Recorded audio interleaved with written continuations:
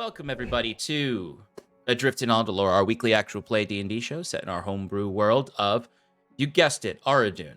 Our music is licensed through Musicbed.com, and we use Bardly to disperse it out to each other and to you fine folks.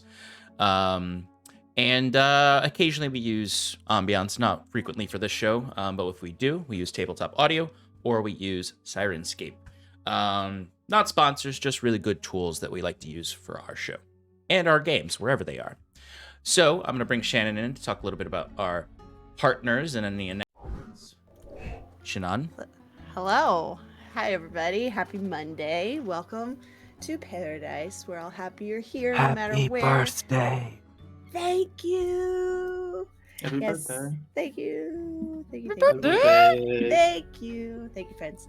Yes, it is my level up day. It's been a lovely day, and I'm so excited to round it out with these fine folks and play some D&D. But first, I'm going to talk about our partners, starting with Arcane Spectacles.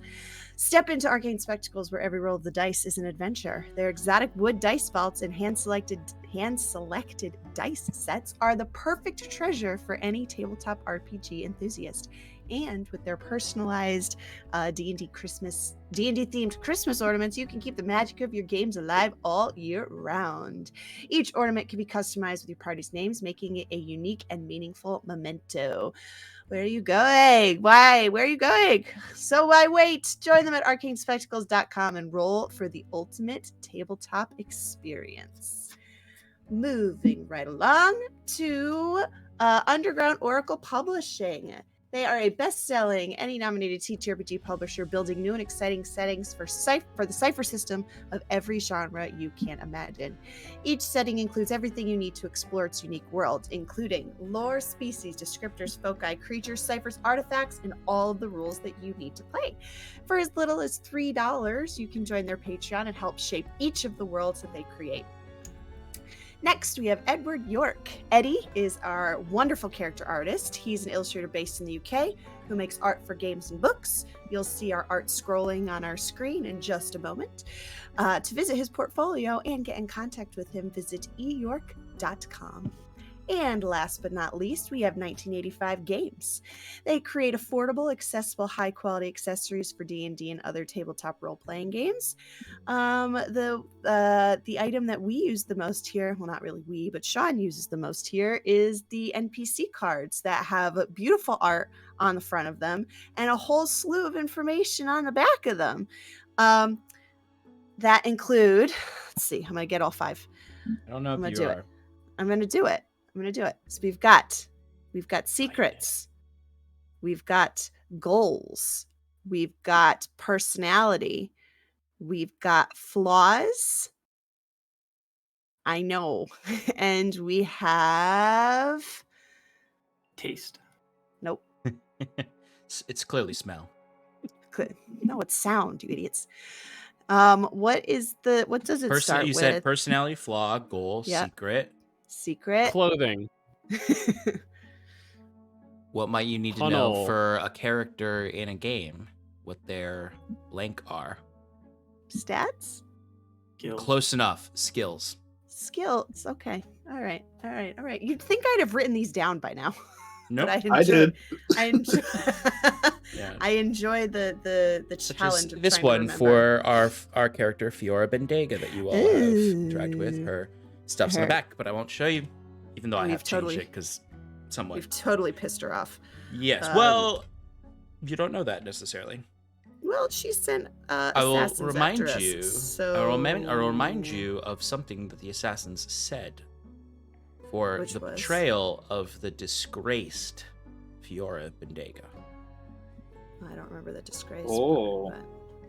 All right. Well, we've got some questioning to do because we did. That doesn't mean she's not successful. mad at you. But Yeah. I did want to point out something else that I'm going to be trying to utilize since I've basically used up the NPC cards. I also have their deck of stories, which is a deck of prompts for arc stories, whatnot. Some of them are pretty intense, like a little too involved for us because we're on a specific campaign. Like this one that's gnomes and lizard folk are on the verge of war. Each want use of a volcano for special purposes. Next steps. What is each side working on? can they coexist? So it has a prompt for a story, and then it has how the players and the DM can engage in the stories. That's pretty cool. But some of them are a little more like short-term quests, so we might see a few of them in our game. Cool. And they come in themes. So this one is themed around islands. I have a pack that are themed around Gothic settings, and I have a pack that's just called Gears. Very cool. Cool. When did you get those? Did you get those at Unplugged? I got them at the exact same Unplugged that I got the NPC cards. I just haven't used them because they've been in a drawer over there. Is that what you were looking for when you left me? Mhm. Yes. Amazing. Great.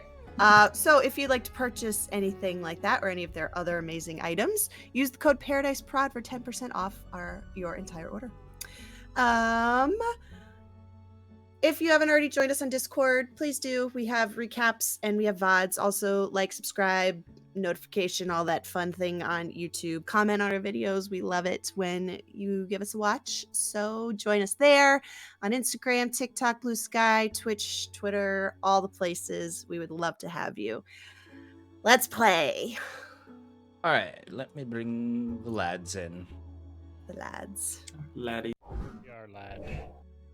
I'm controlling music today. We are the lads. Oh, Stefan will not be with us tonight. He has some family stuff to take care of, but we'll see him next We week. are children. So, last we left off, Iron and Mana began preparing to depart for their tasks that are taking them out of Hyven, including a stop at Septimus's farm, where he and Bruce are going to be fixing it up and setting some things up to turn it into somewhat of a base for the party. While the others are going to fulfill the contract for the Commodore, where they're going to go and question the old dragon, as Sass and Fearin would know him as, but otherwise known as Bjorn Turneroth, who is a survivor of the Bone Rattler attack on the Storm Spire, but a survivor that worked with Sass to enact the attack, but was ostensibly possibly part of the betrayal of Sass, where her and Fearn were left behind by the Bone Rattler. He had rowed the boat to bring her to the little Storm Spire to engage in the attack. We haven't really talked about the details of the attack yet. Though Sass has expressed anxiety about it, she isn't exactly, her and Fearn haven't told the rest of the party all of the details of how they got involved or what the attack entailed. All they know is that it brought down the airship that Jacquette was an innocent passenger on, and the three were interlinked. But they were not able to get to the road yet. Not because their horses were not prepared properly. Their new horses named Brown and Map, named by our good friend Fearn here. I didn't name any of them. I thought you did. Oh, actually, I named Map. I didn't name Brown. Who named Brown? They don't love you like I love you. Oh, you know who named Brown? It was Jacquette didn't name it Brown, but you. I took a thought you comment. named it Brown playing as Septimus, but I could be wrong. No. I was Kana when I said Brown. So Kana named Brown. Because Kana said a comment about that, like, I don't know, they're brown. But anyway, Septimus was outside preparing these horses when suddenly conflict happened in the street. And the party, before they could go to look to see what was happening, dropped to their feet as a giant boulder crashed through the tavern of the Cask and Crow. And outside, assassins from the Aradunai had arrived, accusing the party of crimes against Aradun and demanding they show themselves for the purposes of justice. They mentioned that it was specifically for their betrayal of Fiora Bendega, who they called, as I said earlier, disgraced. The disgraced former member of the Aradunai. Of course, our party was not going to give themselves up, so a battle ensued. And it was touch and go at certain points. The enemy, particularly a air genasi who seemed to be enhanced by elemental magic, destroyed quite a bit of Kana's tavern as the party defended themselves and attacked. But they were able to defeat the stone raccoons that they brought along, the stone giant, and the Aradunai air genasi. And they were able to take her alive, not the stone giant, though. Another important note is that they specifically said that they were there by the orders of a group called the Ascendency. You're not too sure who that is, but you know at least that they must be connected with the Aradunai. But the party captured them, or captured her, survived, and Sass, in her kindness for all of the destruction to Khanas, despite their not so great friendship, or frenemies, I would say, offered up 1,000 silver pieces to make up for the damage done to the tavern. We ended as the party gathered around their captive and had collected what seemed to be the magical items possessed by them. So that's where we left off. Folks in the street have just kind of finished up clapping for you all, as Jacquette and Fearn made a big show of the defeat of these attackers. Septimus, you are kind of coming back from trying to protect the horses in the cart. As you're coming back, Jacquette just sort of gives you a look as he holsters his crossbows and just says, "Make sure you get the giant's toes for potions. I'll go deal with the cart." As he heads off to go deal with the cart. That's actually a good idea. Wow. But you have all I gathered. also want. Yes. I just wanted to mention for Persico, if it's not marked on your character sheet, I think we used 2 level 2 spells last week. I marked it for you, so it should be already marked in there. Okay. And but yes, you all gather around this unconscious woman. I believe. Did Jacquette tie her wrists together?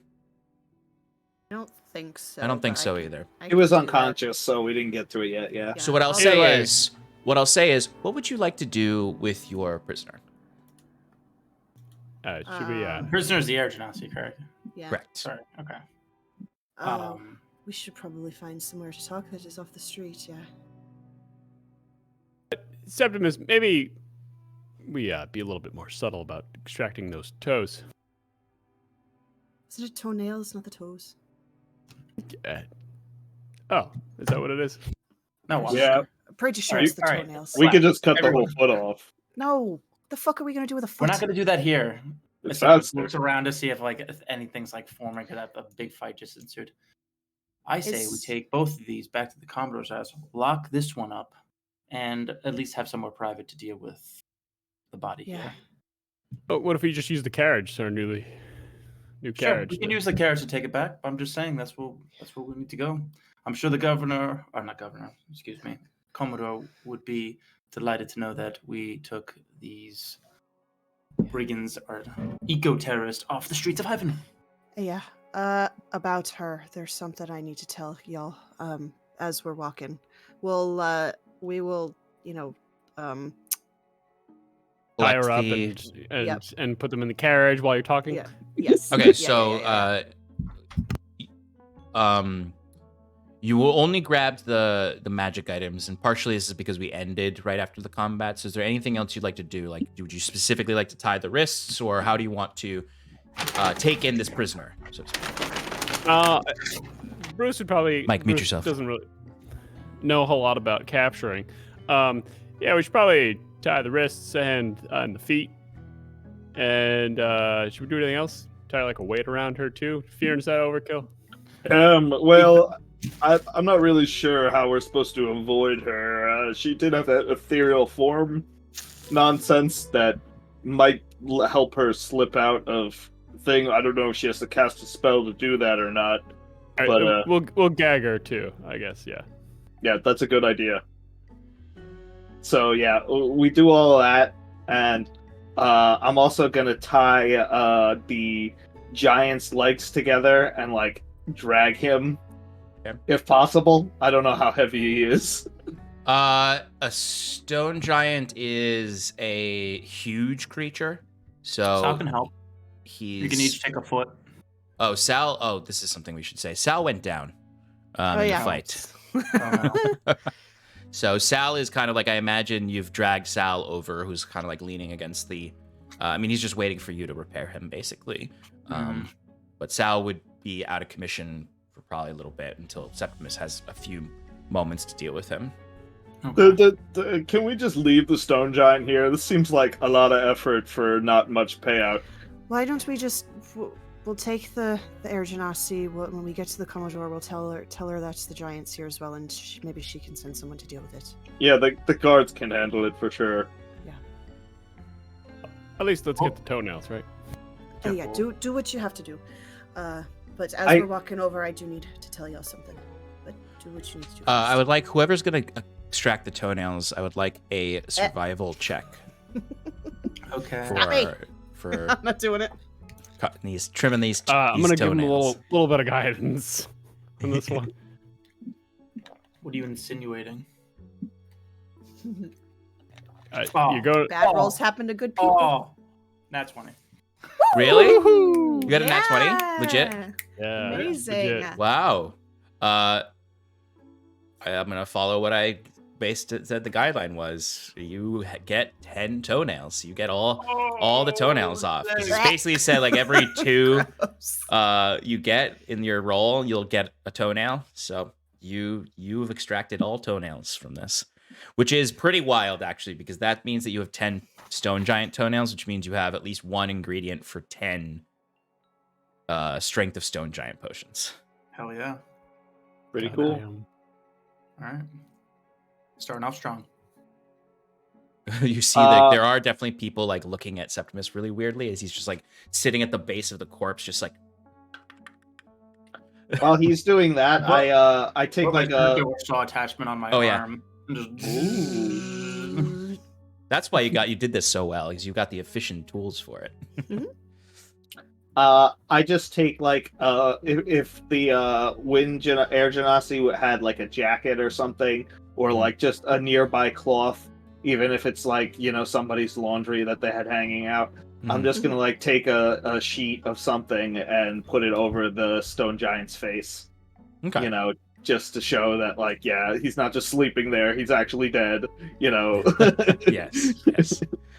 I mean, it's the kind of thing that like not something that that some of you may notice if you're looking around while Septimus is doing this and you're getting ready to leave. As much as the Aradunai are a very dangerous organization that a lot of people have negative opinions of, not everyone does. So there are people walking around that you might occasionally see with scowls on their face, especially as they see you harvesting the toenails off of a dead creature that is, to some, might be perceived as a very, some might even consider a wise, stoic creature worthy of a lot of respect. So there is certainly, I'll say, you notice mixed reactions to your situation here. Although people are happy the danger is gone, the more time they have, the more their opinions may change for this encounter. There's a bit of a competing reputation here between factions, you might say. One of them being Iron and Mana, and one of them being the Aradunai, and people's opinions of their views.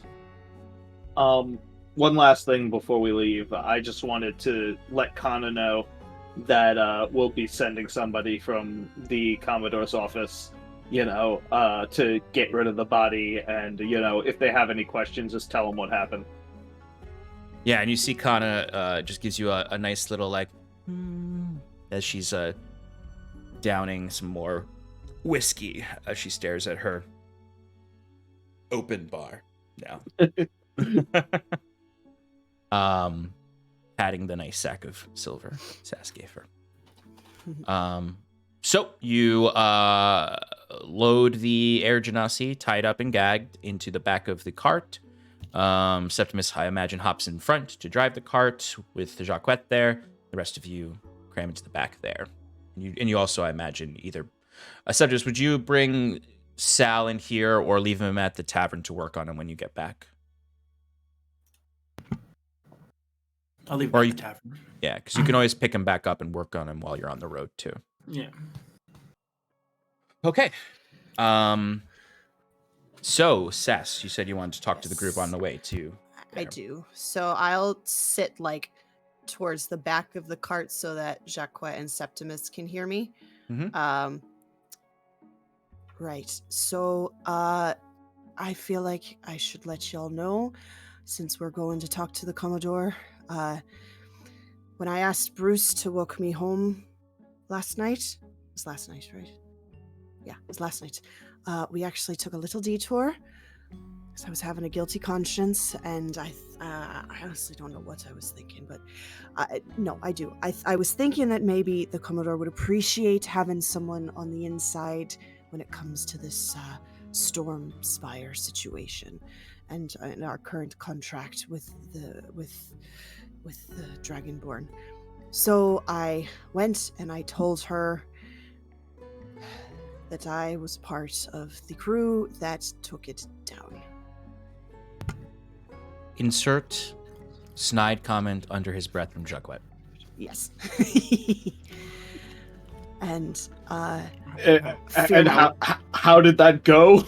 I mean, she didn't arrest me on the spot, so I'd say pretty well. Well, what did she say? She hinted at it. She said, give me a reason that I shouldn't arrest you.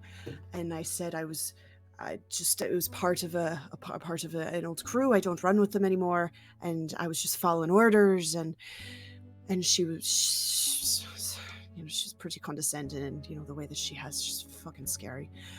But she said if she heard, she's like, you're just a child and you got caught up in the wrong crowd. And she basically said if she heard anybody talking about it, she would arrest me. But that's why I'm telling you all now. I don't know. I felt like I needed to say something because I felt like it was going to come up sooner or later, and it was really eating at me. And so just, it's out there. Fear, and I did not mention you at all. So as far as she knows, you had nothing to do with it. I just told her it was me. I was part of it. She also specifically said not to tell anybody else. Yeah. Well- Outside of you. Right. So please don't tell anyone, I suppose. We should definitely take that advice. Fearn punches the unconscious person just to make sure that they're unconscious. Do you actually? Non-lethal damage, yeah. Okay. Give me an attack roll. While you're doing that, Sass, just like to add some of the implication of that final message of don't tell anyone, it's very much so like, it's almost like she was implying that she would have to arrest you, even if she didn't want to, because of like the nature of what you would be sharing with folks. When she said, how would it look if I was hiring one of the Bone Rattler crew members? So like there's like an implication of her hands, both that she would want to because you were not being responsible, but two, her hands would be tied and there really would be no option for her other than to arrest you. Right. 19 to hit.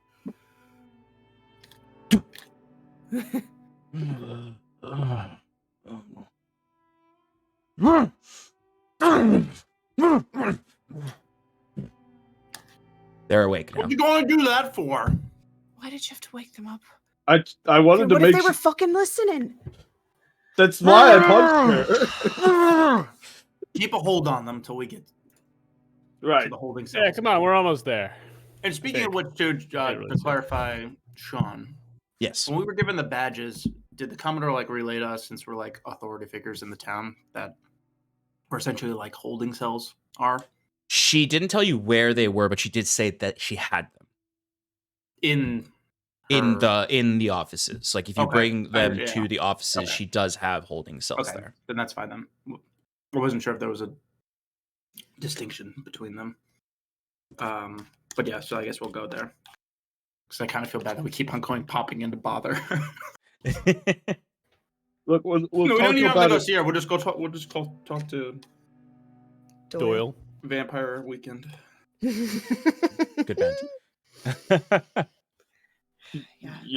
It was, that seems like it was your decision to make, but it would be better if you brought these things to us before, you went off. I know you went with Sweet Bruce and all, but you know, a little heads up would be better next time. I'm not sure. I wouldn't have stopped you, but sometimes these things are important to talk about. I felt like if I hadn't said anything, I was literally going to go mad. So I had to say something, and I was fully intending on planning you as soon as I can. All right, And this let's is me not doing talk that. about the subject in front of. Right. Right, that's Yeah, enough. Fuck. Yeah. Okay. And now, like, Later, the person's later. not struggling anymore and is just looking between you all. They've like calmed down to a point where it's almost like looking at them is creepy because they're just sort of standing there completely still. They have these blue eyes that are like a pale lightning blue that have a very low glow to them.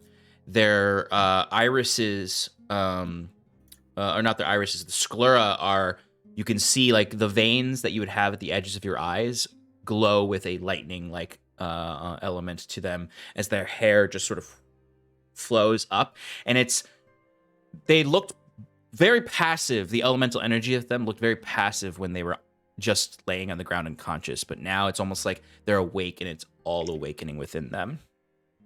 I grab both of her hands that are tied together, and like I'm sitting like opposite her in the cart, and I look straight into those like lightning eyes and say, "You're gonna want to stop whatever you're doing right now, unless you want this to go badly."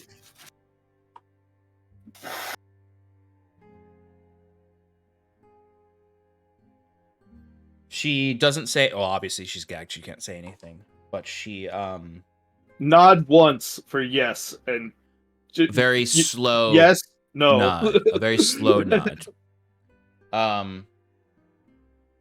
Okay. Good. She does nod, yes.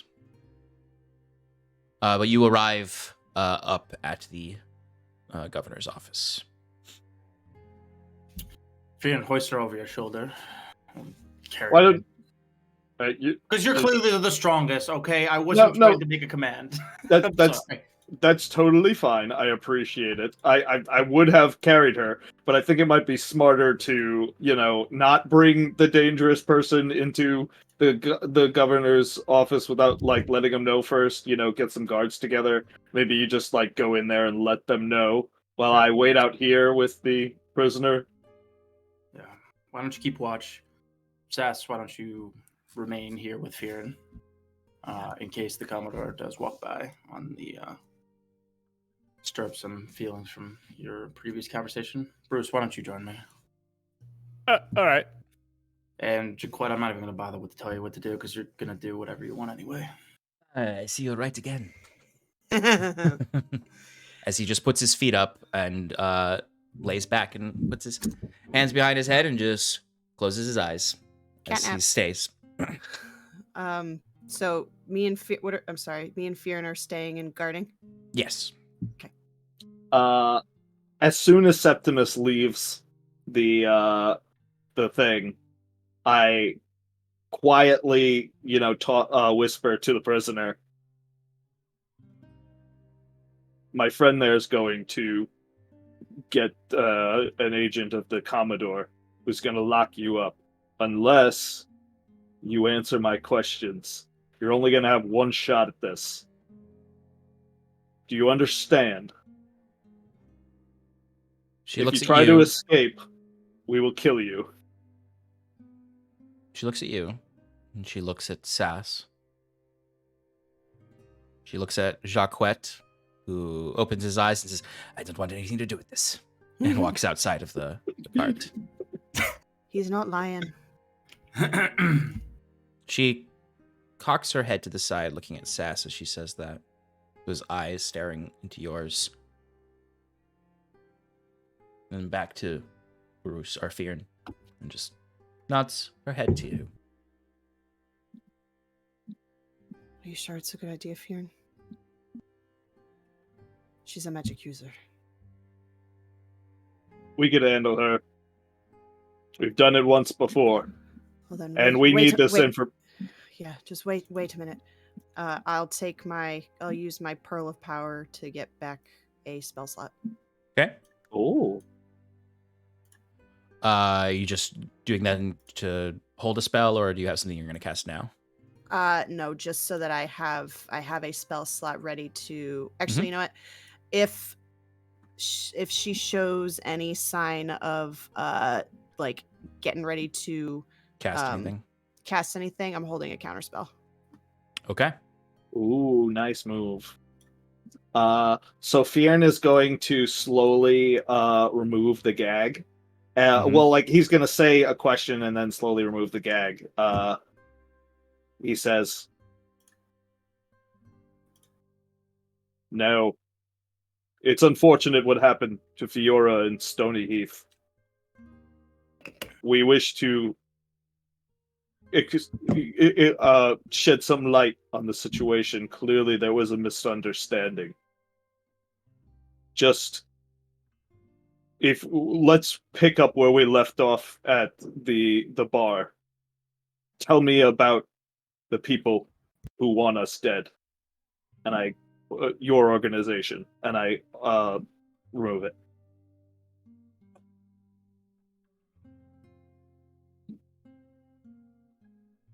She doesn't have her hands, but she kind of brings her hands up tight together and adjusts her jaw a little, and then drops her hands down to a necklace. Sthira. As she does try to cast a spell.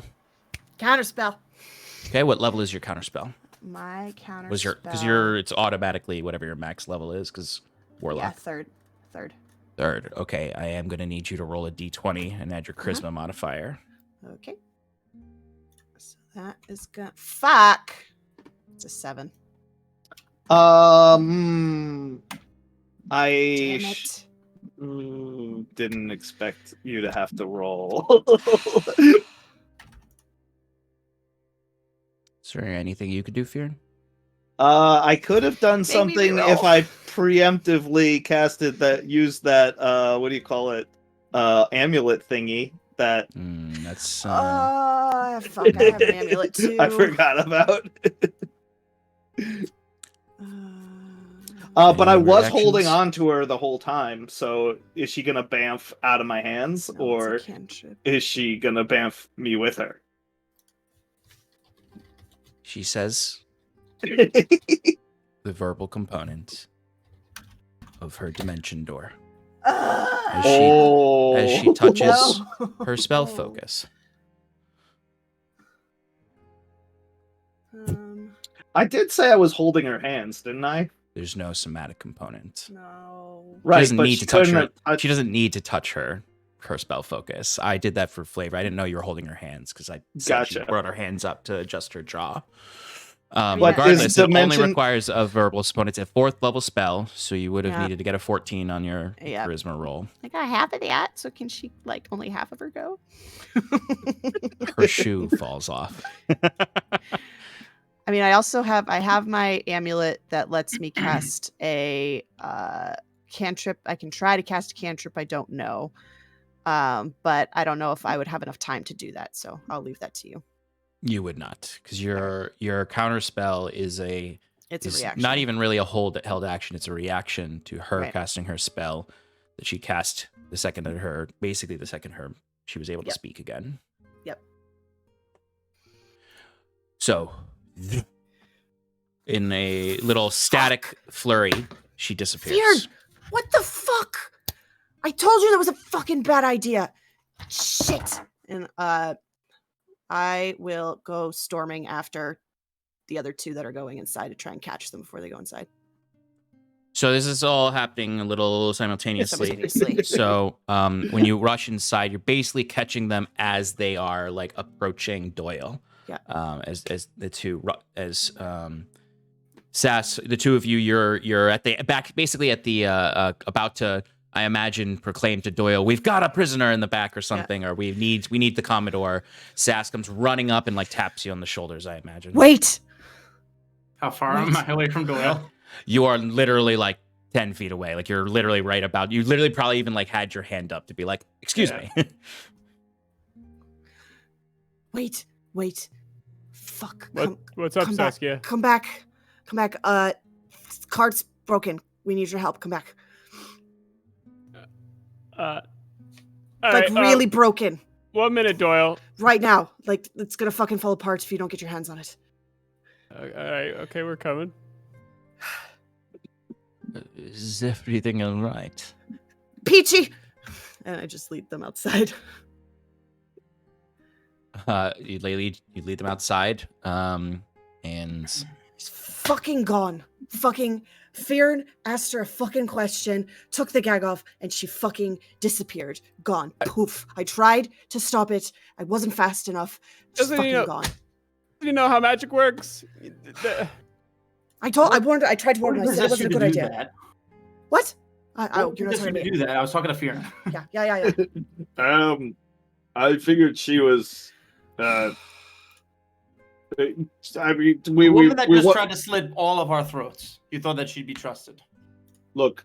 We didn't have much. I didn't have any other. You didn't have a chances. choice? No, you I didn't didn't. have a choice. This was Could've the just only. fucking This left was her, the Fear. only. I didn't say I didn't have a choice. I said this was Ugh. my only chance. If we gave him up to the Commodore, we would never gotten any information out of her. We still didn't get any information We out of don't her. need Now she's any fucking. information out of her. Well, She's fucking- we had a chance. It didn't But work out. She probably heard everything that we were fucking saying, and now she's running off to whoever. Ugh. she did. I'll Alright. just point a clarification, and this may not change Sass's reaction because she's flustered, but Yep. she was unconscious for the only thing she heard was that there was something you were talking about before she was conscious. She didn't hear any of the details. Yeah, it doesn't change. I'm still. Yep, I flustered. just wanted to make sure everyone knew that. Yep. All right, Whatever. now we just gotta leave. Good What do you lord. mean, good. whatever? Well, we could What do we still do now? tell Nothing her we can do now. what I mean, happened. she's gonna go back. She's gonna tell whomever that we're still. I mean, they would have figured out regardless. It's just a sloppy job, is all. We still And need just turns around and walk back in to talk to Doyle. to get rid of the. We still need to get rid of the giant. No, that's not a That's problem. what Septimus is going in to tell Doyle Great. that he's not gonna. He's gonna omit that the Yes. one got away. Be like, Do you we want were- to tell him that they got away, but not tell them when they got away?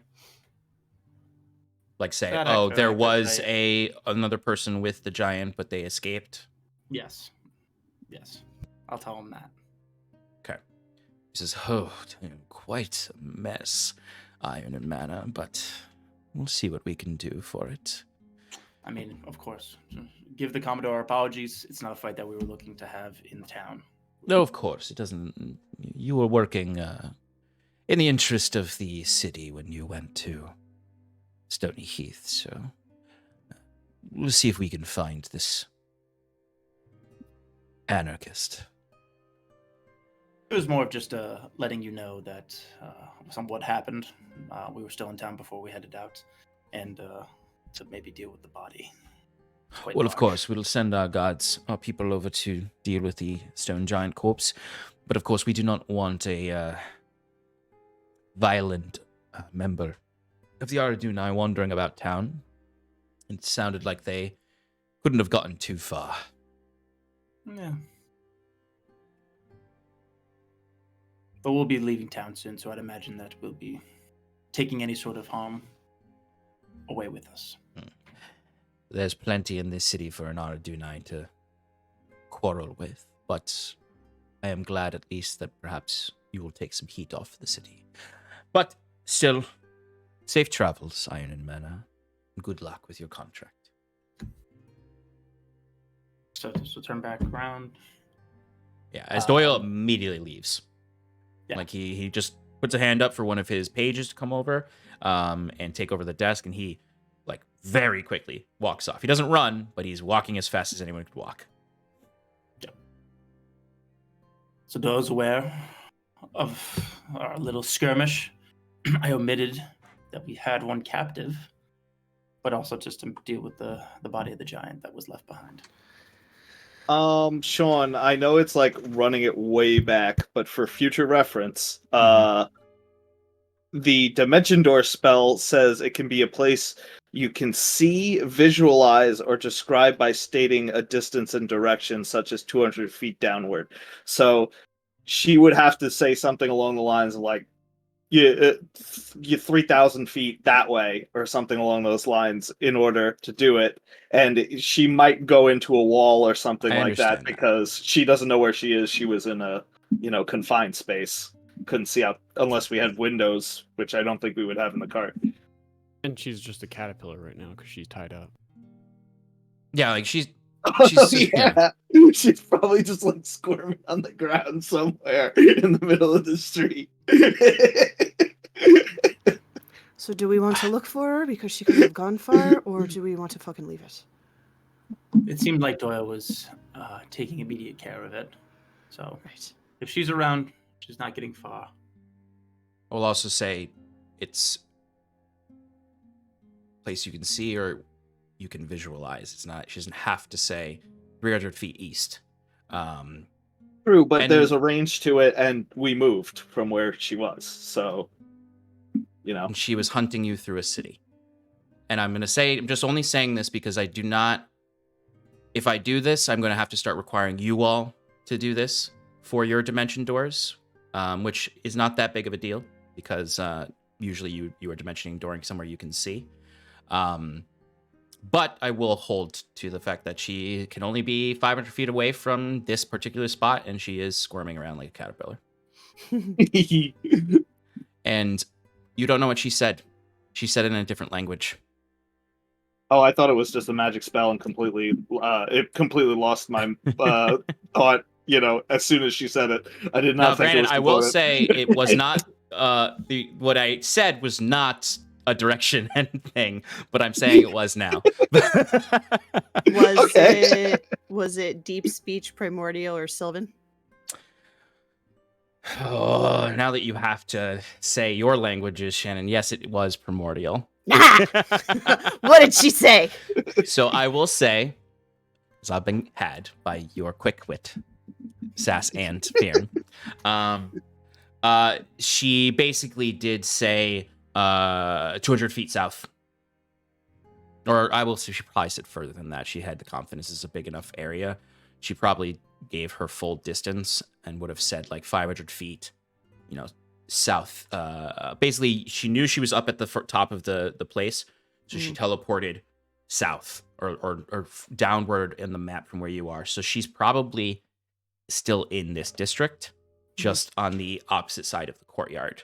Because this is a pretty large courtyard. So she might be in the park. She might be squirming. Yep. She might have gotten herself out of her binds now and be moving. It hasn't been that long since she teleported. So there is still a chance that you could find and catch her. I heard what she said. She said it in another language. We might be able to track her. Do you want to give it a try, or do we leave it alone? Tell me now. I mean, that's a clue. Go. I'll come with you. We'll be fast. Great. So what I'll say is just to expedite it, you just give me perception checks for that area to see if you can catch her either slipping into the dark or like she's taken off her, or if she's still stuck in her binds. I'm going to use my dumb amulet. Sorry, say that again, Mike? Is that for each of us? Yeah, anyone can do it that wants to. Because you all know that she's probably at the other side of the courtyard and squirming around or slipping into the dark or something like that. Cool. I make a roll for Jaquette. We can make a roll for Jaquette. He also says in chat that his shark necklace can track her. That's what I was alluding to. Okay. This is also kind of why I had always had this prepared for her if she ever was given a chance to speak and you didn't take her spell focus away, that she was going to cast Dimension Door. And I almost didn't because I knew Jaquette wasn't here. And I was like, Jaquette probably would be able to do something about this, but I won't want to stop what the character's motivations would be in this moment. So Jaquette will, in that moment that Sass says, she said this in Primordial, Jaquette goes, I can go get her. And Jaquette absolutely, yes, he does have his amulet of the shark teeth. He is attuned to it. So I'll do an advantage perception check from him. Steph, in chat, if you'd like me to do survival instead, let me know. But I think perception is better for you. It is. Wow, you can also... I'm giving you guys some good items. You can also have blind sight on for 1 minute with this. That's cool. but that's Sweet Bruce's job. Right. Okay. So, Jacquette got a 21. What did everyone else get? Just for reference, what everyone's doing. 19. Dirty 20. Let me just dirty 20. I guess I'll just use Lollyrock. Mm-hmm. I got a 21. Sorry, I just need to pull up the stat block for the Genasi to do a quick stealth check or to see what their modifier is. But I imagine you all are sort of like splitting up as a team and scoping the whole courtyard to find her. Mm-hmm. If I see her, I'm tackling her. Well, right now, Jacquette's most likely the one who sees her. Okay. In fact, guys, did anyone get higher than a 20? Jacquette did, I know. I did. I got 20. Would you get Bruce? Bruce's bird got 21. So Bruce and Jacquette met her stealth check with a 21. She doesn't have super great stealth. I just rolled really high for her. So I almost imagine this like, and like Jacquette points it out, and everyone can like chase after her. But Bruce, I imagine you got eyes in the sky, and you spot her like slowly getting her bindings off in like an alleyway, and then Jacquette spots her, and you all kind of compound upon her, and we do the cop move where there's like the secondary and then the tertiary. Like she runs down an alleyway, climbs up a gate, and then just gets fucking T-boned by somebody else tackling her. Exactly. There's a really cool interaction where you're all part of it for the most part in some way, where she does see that Jacquette's running towards her, but Jacquette, first of all, is way too fast. Even she's Air Genasi, who are faster than, but that feline agility. So you are all able to capture her as like you grab onto her, and she is like sort of like struggling, and I imagine you're all on her at this point. I imagine Jacquette and Sass get to her first, but then I imagine give her to Fearon to hold on to because he's stronger. And she's I ripped the necklace fucking off. Disgraceful. Disgraceful. Gag.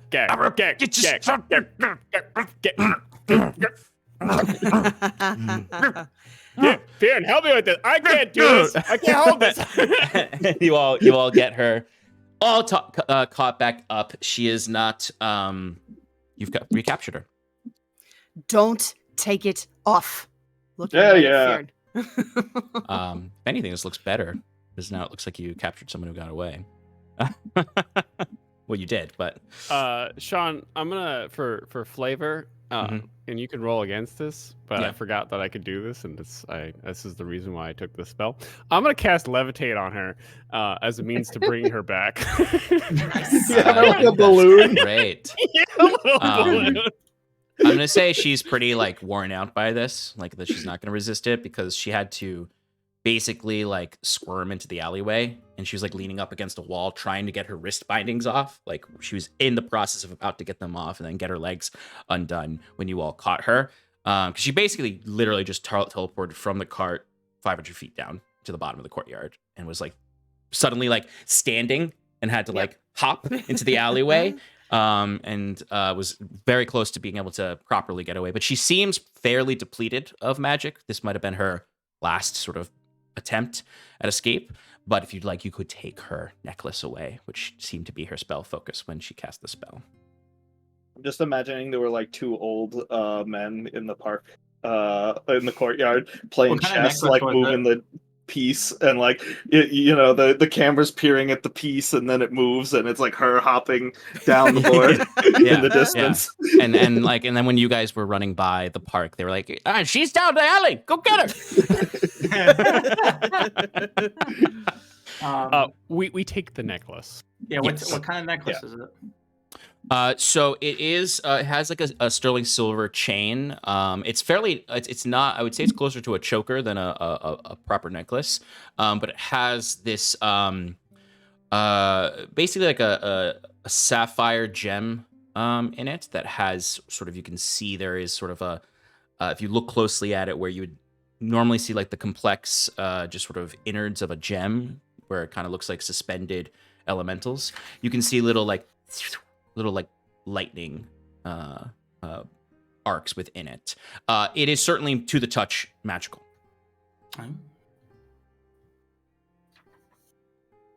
Very nice. So you have recaptured her and acquired a 4th magic item from this encounter. As Good job. as she's just sort of, I imagine, like she's just like floating behind Bruce with a sass and fear, and flanking her with Septimus behind. Very like much more of a showcased bringing in of a prisoner now. As you walk by and the old men in the park playing chess, like, I told you they were gonna get her. Whatever. And he tosses silver across the chessboard to the other old man.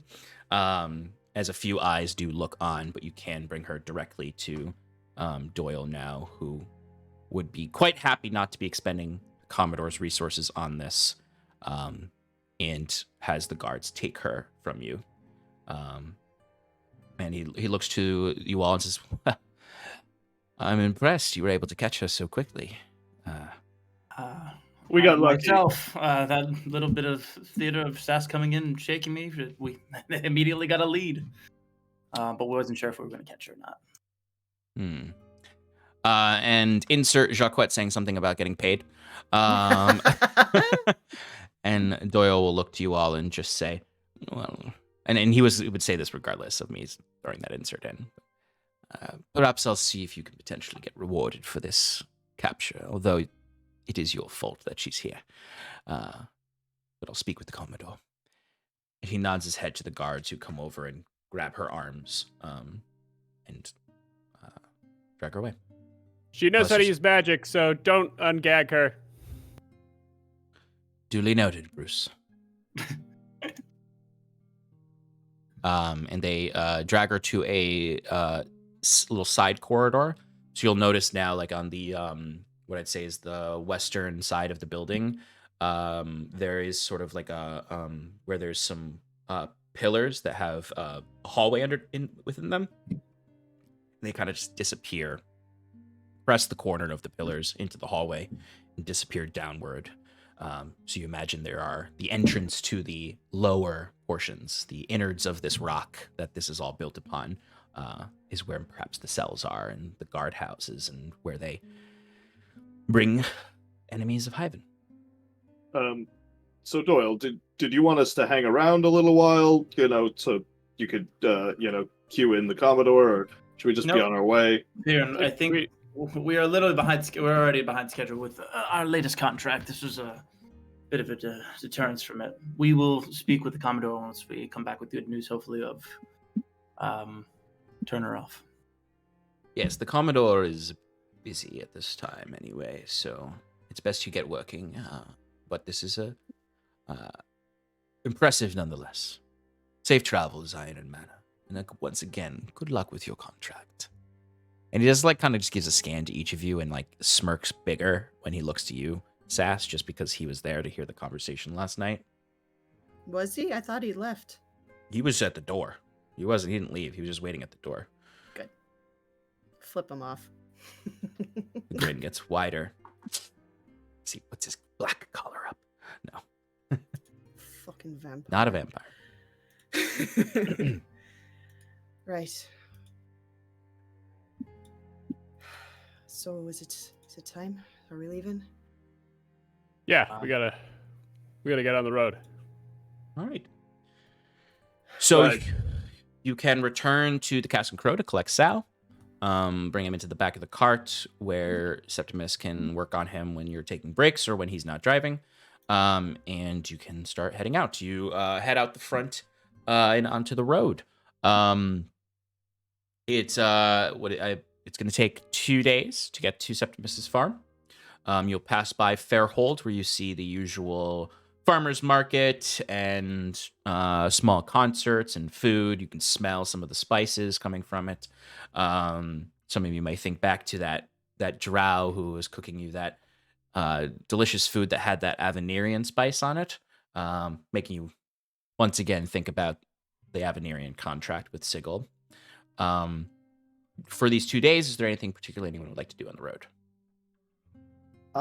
I would like to draw the runes on the mace that I acquired from the what do you call it, stone giant, so I can summon it. I can it's a maul, sorry, but yes, I would like to put my runes on it, which means I can only have it, I believe I can only have it on 2 weapons, so it is currently attached to the poison greatsword and my and the mace. My hand axe and spare greatsword have been left in the cart. Okay. Would you like to attune to the maul? Yes, but I'd probably want to attune to them all just to see what it is. You want me to identify it first? Yeah, never mind that. Cursed. Never mind that. Yes. Make the same mistake. I can't Um, identify cursed objects. You got a mask that's That's making true. you go Technically, north. You got a mace that's making you go south. Technically, the identify does not identify curses. It only identifies the magic enchantments. But when you identify the maul, it's basically been inscribed with its own runes that affect its, particularly the stone at the head of the maul.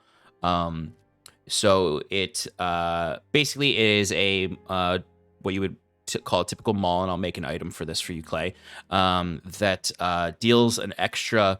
Well, a maul deals. What does a maul deal actually? I can tell you in a second. Just want to check real quick. A maul. Oh, it doesn't show it as a on character sheet. It deals All right, 2d6. you tell me. It's a 2d6 damage weapon, but this maul deal. Yes. Oh, no, it was just gonna be a stupid Alex comment. That's okay. No, the maul should be a level 8 or 9 spell to replace the maze spell. You know, kind of like getting lost in a mall. I like it. Maybe I should have stopped you. Exactly. You should have just You continued. can't keep getting away with this. I can one up him. The biggest mall in the universe is the Mall of America.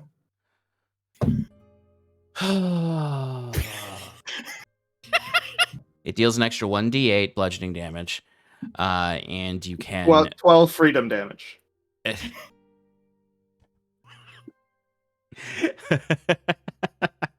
It deals an extra 1d8 bludgeoning damage, and it can be used as a ranged attack weapon.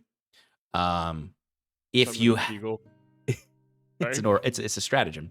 The maul at the top, the rock at the top is a stratagem. No, you can be used as a ranged weapon. That can essentially you can huck the rock. And it will fly out as a ranged attack and hit someone. It can then, with a bonus action, the rock that comes off at the top can be recalled. When it is recalled, it will move towards you in a straight line. Anyone within that straight line, any creature within that straight line, has to make a dexterity saving throw, DC 16, to avoid being hit by the rock. If they are hit by it, they will take 2d8 bludgeoning damage. Half on a save throw or completely negated? No, it's completely negated on a save. But and how much damage did you say? 2d6? 2d6 is the regular bludgeoning from a maul. This deals an extra 1d8. But the ranged attack 2d8. The bonus action, yeah. Okay. Yeah. And then just the regular ranged attack deals the same 2d6 plus the 1d8. Gotcha. A range on the ranged weapon attack? That's going to be it's going to be. Let me think about that because I didn't give a range to it. But for now, let's say it is a 30-foot range with then a 60-foot maximum range. All right, I put an asterisk next to it. Mm-hmm. Sean, also, what's your strength, by the way? Play. My strength is 20, which is a +5. Okay. Well, I'm only saying that because this is a massive Yeah, weapon. I figured. It's not. So you have to have 20 strength to wield it. And I imagine if it's a Cloud Strife situation. yes. And if you sacrifice movement speed, you can deal more damage on your attacks with it, because you can like basically ground yourself and swing it harder. Oh god. If you swing it harder like that, it's basically like a steady aim situation for a rogue, where you forgo your ability to move that turn in order to deal twice as many dice rolls in your damage. So you'll deal 46 Whoa. or and 2d8 to do a massive attack. I love that. But you can only do that once per turn. You can't do it for both of your or multiple attacks. That makes sense. God damn. Could I identify the necklace as well? Have Yes, the you identify can. up? Yeah, if you just want to move through the items, yeah. That would be fantastic. And we can move on to the dagger and then the ring. Yes. We know what the ring does though. 'Cause- Well, you already know what the ring does, but I'll say, yeah, the ring is a ring of shooting stars. It has that electrical ability as well as the light abilities and everything that comes with that's ring. So is the ring, the maul, dagger? the dagger, necklace. yes, and the necklace. Okay. So the necklace is pretty simple. It's just a +1 spell focus. Oh. That does just look good on you. And then let me find the dagger. So the dagger is baseline a dagger of return, but it does have a few other features to it.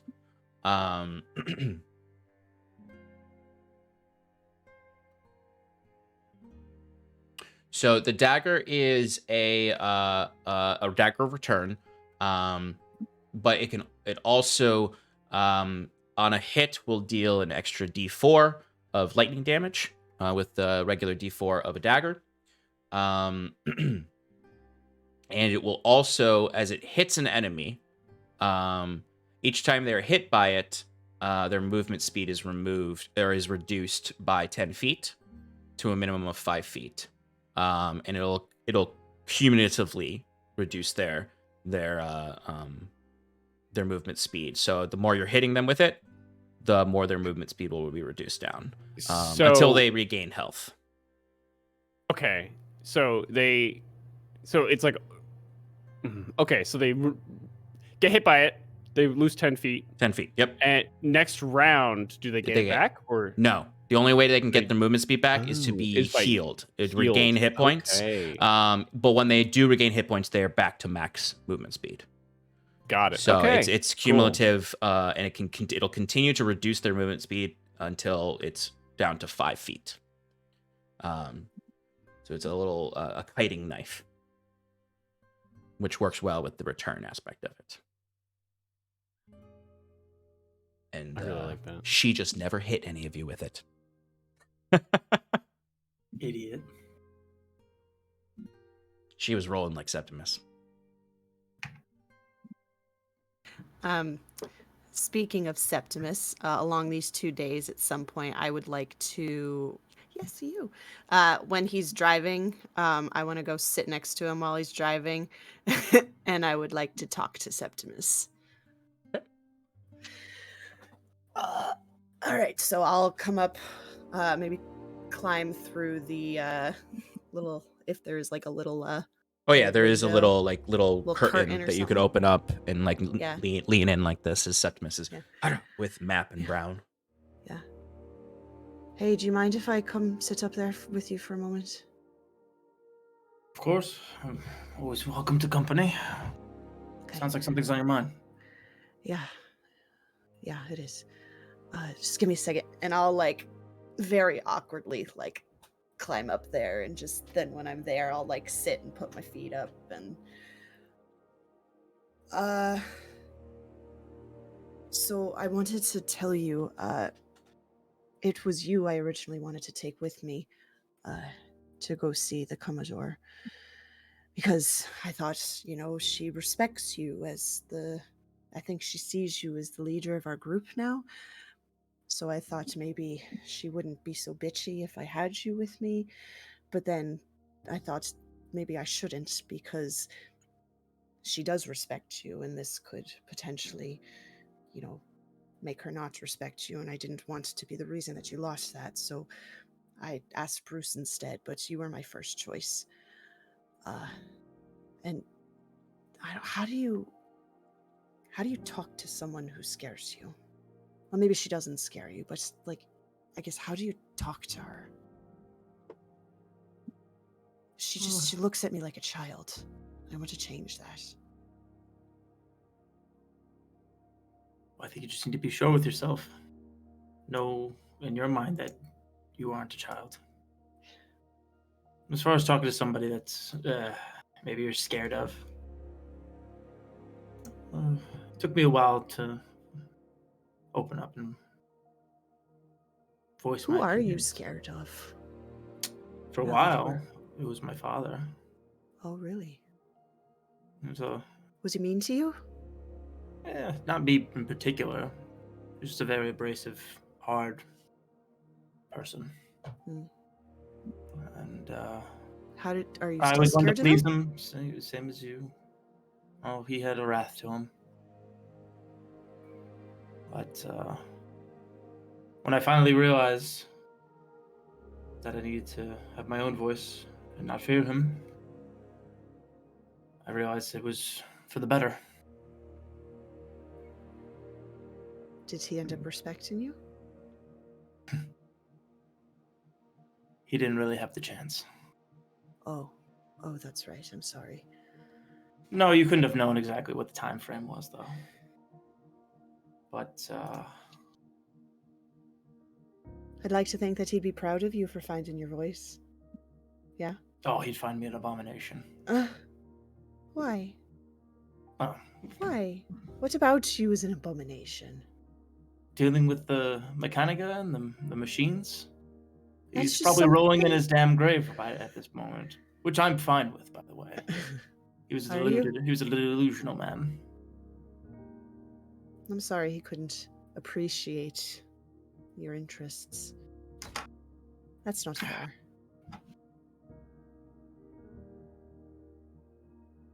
I blamed him for a while, but I don't now. We're all products of where we're raised and stuff. My only regret is that he wasn't around to maybe have his mind changed, so I don't know.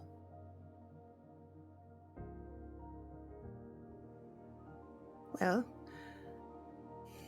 maybe what you're doing now is you're making your voice stronger, and you're, I don't know, finding yourself, I suppose. A piece of yourself. Pun not intended. That was very, very shitty of me. Sorry. It's alright. Fuck. It's funny. It is. I mean, Is it though? You lost well, a fucking arm, Septimus.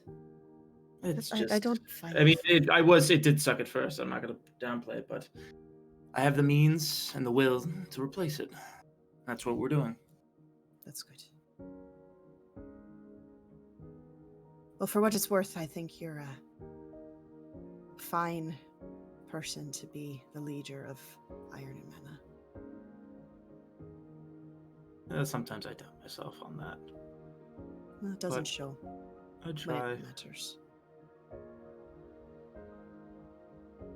Well, that would be my advice to you. Is you drive yourself crazy wanting to please everyone, as long as you're just sure of yourself. I think that'd be a good way of talking to the Commodore. I don't even really know who I am. So I guess I need to fix that before I can start being sure of it. But yeah, that's good advice, Septimus. Thank you. Bruce. Now, I do hope in the future, and again, I'm not saying that you shouldn't, but what Fiona said was right. Before acting impulsively like that, just let us know. Because maybe you're not be sure who you are. One thing I could definitely tell you are somebody that has good company that wants the best. Sure. Bruce, would you be working? I imagine like you would be helping along this journey prepare Sal. Yes, I was picturing that as well. So I'll say, like, as this conversation is kind of reaching that nice point, the two of you maybe smile at each other. This is on the sort of the end of the first day's journey. As the sun's setting, you would just suddenly just hear as Sal like sits Sal. up and looks at you, Bruce. Bruce, like, pats his shin or, thigh, whatever is closest to Bruce's. I imagine Bruce was like on the ground. Mm-hmm. You know what I mean? Hey, there we go. There he is again. And he would kind of like look around and at first doesn't see Septimus. So he like doesn't scramble, but like very like methodically pushes himself to the back of the cart. And as Sass and Septimus are in the front, just like looking out, it's a very lovely day. It's, it's not, it's still autumn approaching winter. So it's still a little chilly. You might have to wrap yourself in your coat a little bit. But the sun is setting. It's a clear day. It's beautiful oranges, purples, and Sal's head just pokes through the curtains and just like turns unnaturally up towards Septimus. Oh, welcome back to us. See you're doing. I see Bruce did a good job. And you see like Sal, Sal is like developed in his effort to express himself. He's like developed this tendency to like turn the lights of his eyes on and off as if to almost be expressing blinking in a way to non-verbally emote. It just sort of gives you a quick little like double blink that's kind of cute in a weird way. On almost is like the equivalent of a smile from Sal. Before he brings his head back into the curtains and sits next to Bruce, and Bruce, he does give you a pat on the head. Yeah, all right.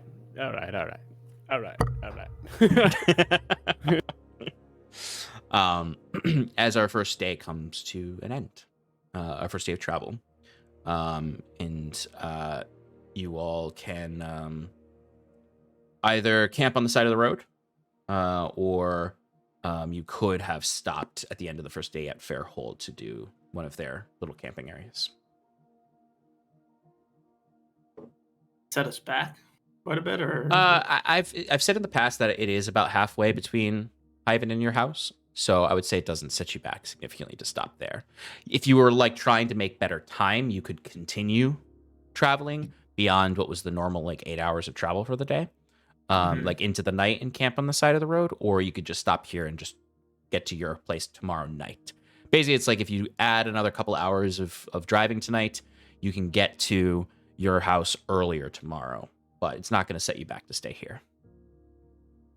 Got it. I mean, I would say stay in Fairhold.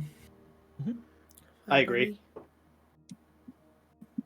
right, so you're able to secure one of those little tenting areas that they have. It's not particularly like as the autumn cold starts to bite. Not as many people like camp out and hang out at Fairhold. They still have food there and they still have performances, but you notice there's significantly less people here as you're kind of just getting comfortable amongst the few market stalls that are still there that stay for any kind of late night eat programming that happens, as there's like basically an open mic happening where there's just sort of a very small crowd with like a very, very bad bard up there. This place has that massive tree in the middle that has all the fairy lights on it, where I don't have his name on top of my head, but the blue-robed, wizardly-looking man who Sass negotiated with for lemons in the first has his little shop, and is sitting there reading his book, as the drow is cooking up some late-night food. And as you all are setting up your little camp, Bruce, you got your little tent going on, everyone's bedrolls going on. I imagine at some point, Jacquet is like, oh, this bard is terrible. and at some point we'll go up there and perform maybe this is where he's trying his new material out. It's not for the it's not ready for the big clubs in Hyven, so he's just doing a type 5 with the few farmers in Fairhold. Was it Jonas Alvirium Alvirium or Devindo who had the meats? Devindo is the meat. Oh, Devindo. Brizza was the drow. Brizza is the one with the meats, because Brizza's the drow who's cooking the meats. You bought the meats from Devindo. She has a Justin Bieber haircut, apparently. Yes, and Jonas is correct. Jonas Wakefield is the wizard. Yep. Or secret wizard. And then Brizza. You can't wear robes like that and not expect Brizza to be is the drow cooking up the delicious meats with the special. That was Minthara. What? No, this person's not wearing frightening clothing or a deep V. Is she in the Wu-Tang clan? It depends on how I'm gonna spell her name on my notes. It's just what I'm saying.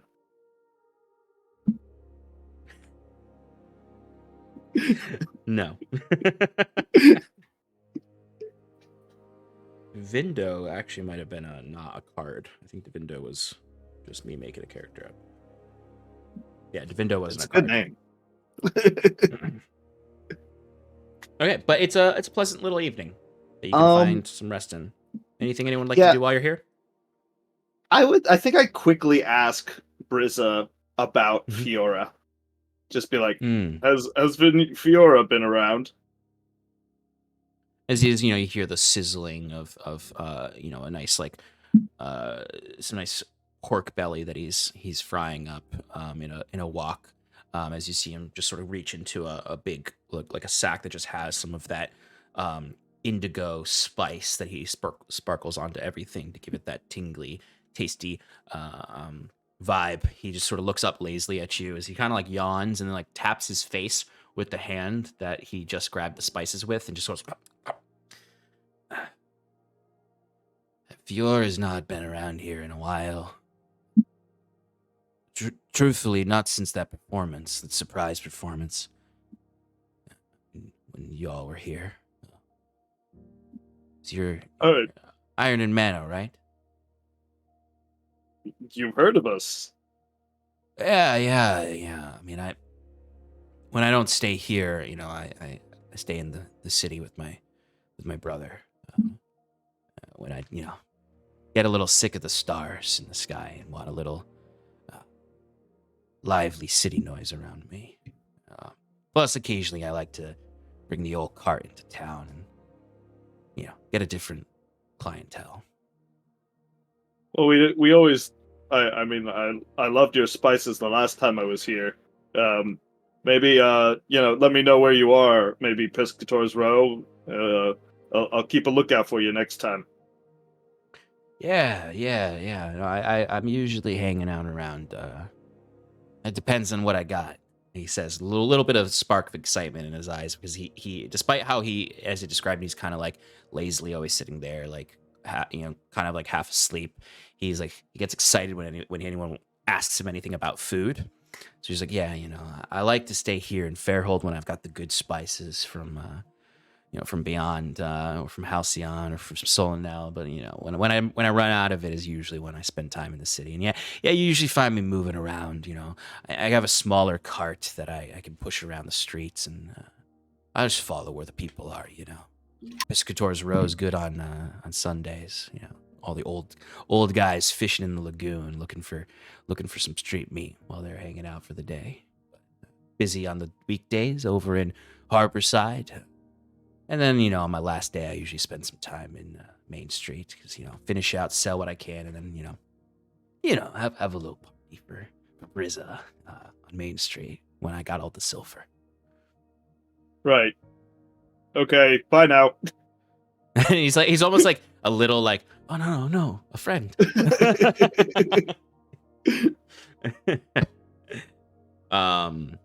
yeah. Fairhold starts to quiet down, and you all can go to sleep for the night.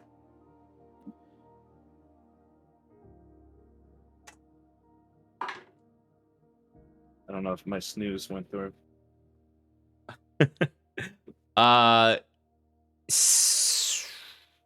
So I imagine you all are sleeping around a small campfire with Bruce in his tent. Is everyone just in a bedroll, or did anyone want to buy a tent or anything like that?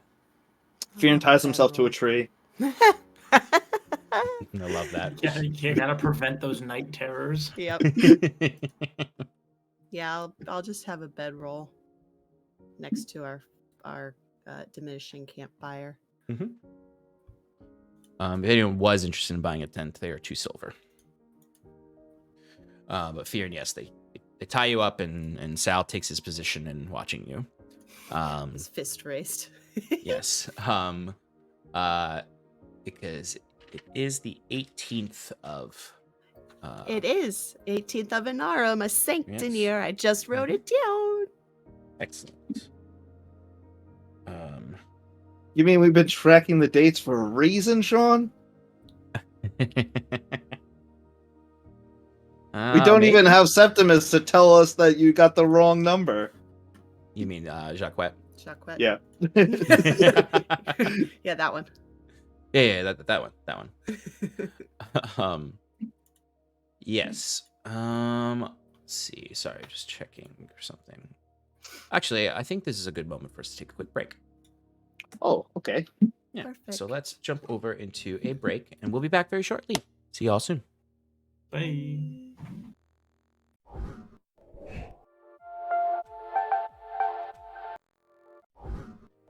Welcome back, everybody. Our heroes have reapprehended the Arduni who escaped from them and hit the road, where we had a nice conversation between Sass and Septimus about family and confidence. And then we arrived back at an old place they haven't really stopped at in a while, Fairhold, where they saw some familiar faces and got some rest. Now it is the evening, and what's everyone's passive perception besides Fearon? Why, Sean? Not high. Why? 14. 14 as well. 14. Okay. And Bruce? Yeah, sorry. Yeah, I'm Bruce. I'm Bruce. 12. 12. Okay. Oh, where's Jaquette when you need him? I know. Sleeping. So I would say those of you with the 14s would wake up you would start to hear. I mean, you wouldn't even really need to wake up, truthfully, because Septimus, you would be woken up by Sal, who would be shaking you awake as you would all come out of your tents, or well, really you're in your sleeping bag. So you just wake up and see over at the tree that you tied Fearon to. You can see him struggling in the tree, and you can see Fearon's eyes are open, but they're like glazed over white as he's struggling in this moment. But before I go into what your reactions are, Fearon, Yes. now you are seeing in this dream, of course, something familiar to you. You are back on those steps, walking up and up and up. So in the past, I've told you that I've been going along with the urge. Mm-hmm. But I think this time, after hearing about the artifact and understanding that it's something that it wants, it's not something that I want, I'm going to try and will myself to resist moving. Okay. So, Fearon, I'm going to need a wisdom saving throw from you. But basically, what happens is you awake in this dream, and you find yourself at, like, a platform along the stairs, you know, one of those flat areas in between series of steps. And you wake up, and you feel that chill, and you don't even wake up. You are in the middle of it, as most dreams are. You are just suddenly aware that you are in the space, as you're just sort of standing there in the snow, and you can see it falling. You see a few drops fall into your hand. You notice, and perhaps this is something depending on your save that you'll remember when you leave, Your hand is not blue. It is a pale white, and it's lacking some of the ridges and the nails of a tiefling, and is more like a regular human hand. What is your wisdom saving throw? Does a 2 pass, Sean? A 2 does not pass. As I will say, though, since you are trying to resist, for a moment, this unfamiliar hand does sort of start to allow your conscious will to break through. As you squeeze your hand tight, and for a moment, you open it back up, and it is blue and back to your hand, and you feel alive and like yourself. But then you look up the mountain, and you can see the first signs of the temple, the first sort of, we'll say, resting spot of this hike. And as you're staring at that sense of need and home and belonging bleeds back into your veins. And you look around, and you lose control. You begin that low, slow slog up the snowy steps, looking upward ever more. Outside of the dream, you all would notice this sort of confused look on Fearn's face, and then you would see him with these whitened over eyes, like looking upward and to the stars in your perspective from the mountains. And then you would see the struggling start to happen. Like he almost was like peaceful for a moment and not reacting in a way, and just sort of awake in this trance. And now his body is trying to break free to continue its journey. Do we wake him up? Do we let him ride it out? What do we do here? Is the mask over him? I would say only a few moments later, as he starts to struggle, the mask would come back over his face. Sal, try to grab the mask and prevent it from going over his face. Sal goes to grab it. Give me a Daddy avail. Well, give me a strength check from Sal or an athletics check. I don't know if Sal is proficient in athletics. I think I'm still passed the hell out, right? Yes, yeah. You are still passed the hell out unless someone wakes you up. Hold on, I apologize. And Jacquette woke up, but then was like, they seem to have this under control. So it would be like this. 12. 12. Okay, so I'll say he like does get it for a second, but the mask it rebuffs him magically, where his hand just kind of like gets forced back by a forceful, not burst, but yeah, a burst, and the mask clamps down over Fearn's face, and Fearn begins to really struggle against the ropes. I mean, does waking him up do anything? Does it stop this? Fearn, give me an athletics check while they're talking. Oh, okay. Yes! Yeah! I rolled a 1, Sean. That makes it a 9. You ain't going nowhere. Yeah, so Fearn is not, like, with his natural brute strength, is not breaking the ropes right now. Can I slap him across the face? Try and wake him up. You give me an attack roll. Well, maybe not across the face. Maybe punch him in the stomach because he's got the mask on, so he wouldn't feel it. That's fair as well. Give me an attack roll. Imagine, Fearn, you don't wear your plate armor to sleep. Who says I don't? 11. I think you wouldn't actually. even hit I me. think rules is written. I think rules is written. You have to take your plate armor to rest. But anyway, That's not you gonna punch do him in it. the stomach, and sure, you hit. He's tied to a fucking tree, but it's just like not enough to really do anything. Fear, Yeah. in the dream, you do like you stop for a second, like on your ascent, and like feel some pressure on your stomach, but not enough to really jar you from your trance. Fuck! Somebody else hit him. Wake him up. He needs to. He needs to wake up. 2 hours later, everyone's hitting me with Sal, sticks. bonk him. Let's give me an attack roll from Sal. What is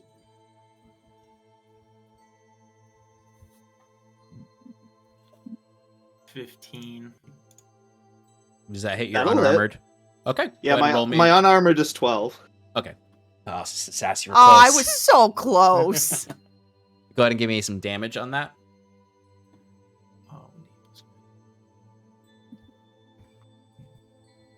Oh, 6 force damage. Okay, so go ahead and mark 6 force damage, Fearin. And I'm going to say that's going to carry over into the next day, even if you complete your long rest. Sorry. But That's okay. for you, Fearin, in your dream, you feel that first punch in your stomach that gives you that moment of pause. And then you look up and you look at the resting shrine. So this is not the temple itself. This is more of a resting shrine where folks would come to wait out a storm or continue their journey in the next morning, somewhere safe to rest, since it is a massive mountain that this temple's at the top of. As you're walking up these steps, though, you see a figure standing in the doorway of this shrine.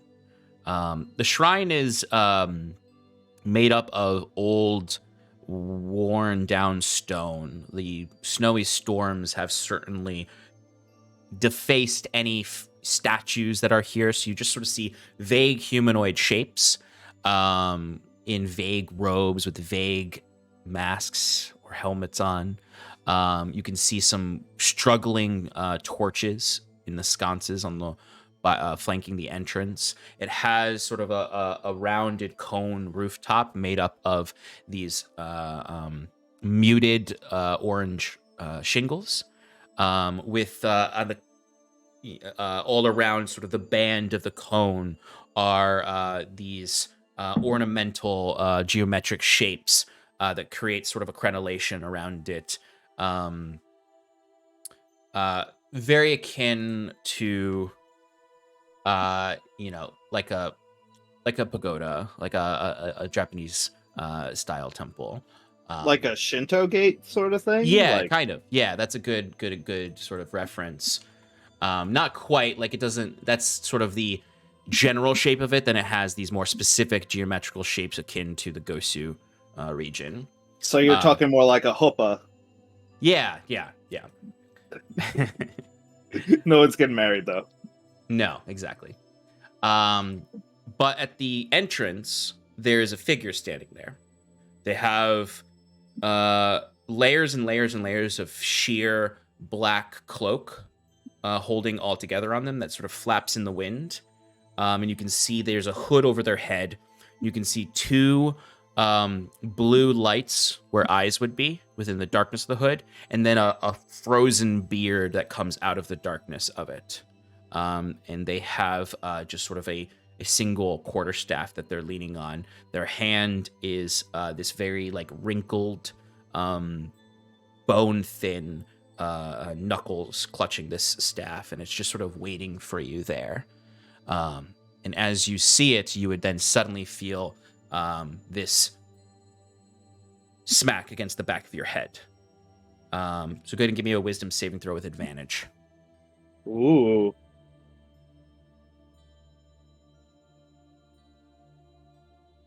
$12. That will do it. You find yourself in this moment, though, longing to sit with this figure.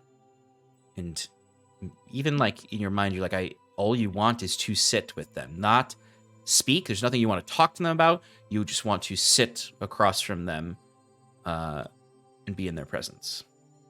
Can I say anything, even though that's what this feeling is telling me?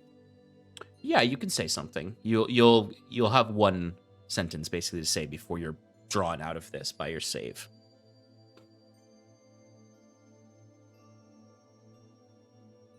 Bastard! Tell me what you want. See the figure turns around and just walks into the shrine as you find yourself pulled out of it. And when you're pulled out of it by this means of like hitting you over the head, it feels almost like an avalanche falls down from the tops of the mountains and you're just encased in snow as it goes all around you, and you're suddenly like you're blown out of a tent back into reality. As you open your eyes, the mask comes off, and you're back in the campsite. Fuck, Fjorn. Ah, Are you awake? Are you awake? yeah, Say something. I'm back. Fuck, we need to get a handle on this. Fjorn, are you Oh. all right? That's why he's got himself to the tree. I know, but No harm done there. I'm worried about you. Do I remember everything, Sean? You remember the figure. It was different this time. What did you see? Oh, so I reached an entrance to the temple, and there was a person there for me. The mask, it wanted me to listen to them, but I resisted, and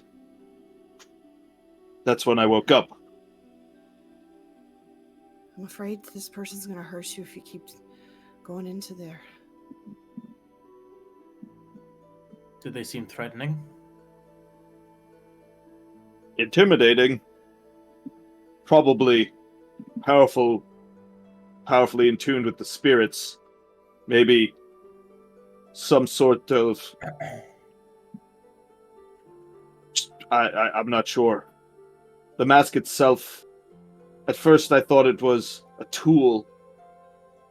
Something that had one, purpose, to return back to the temple, but now maybe there's something a little bit more sinister or intelligent behind it. There's some sort of spirit or, creature controlling these urges. Might be reasoned with.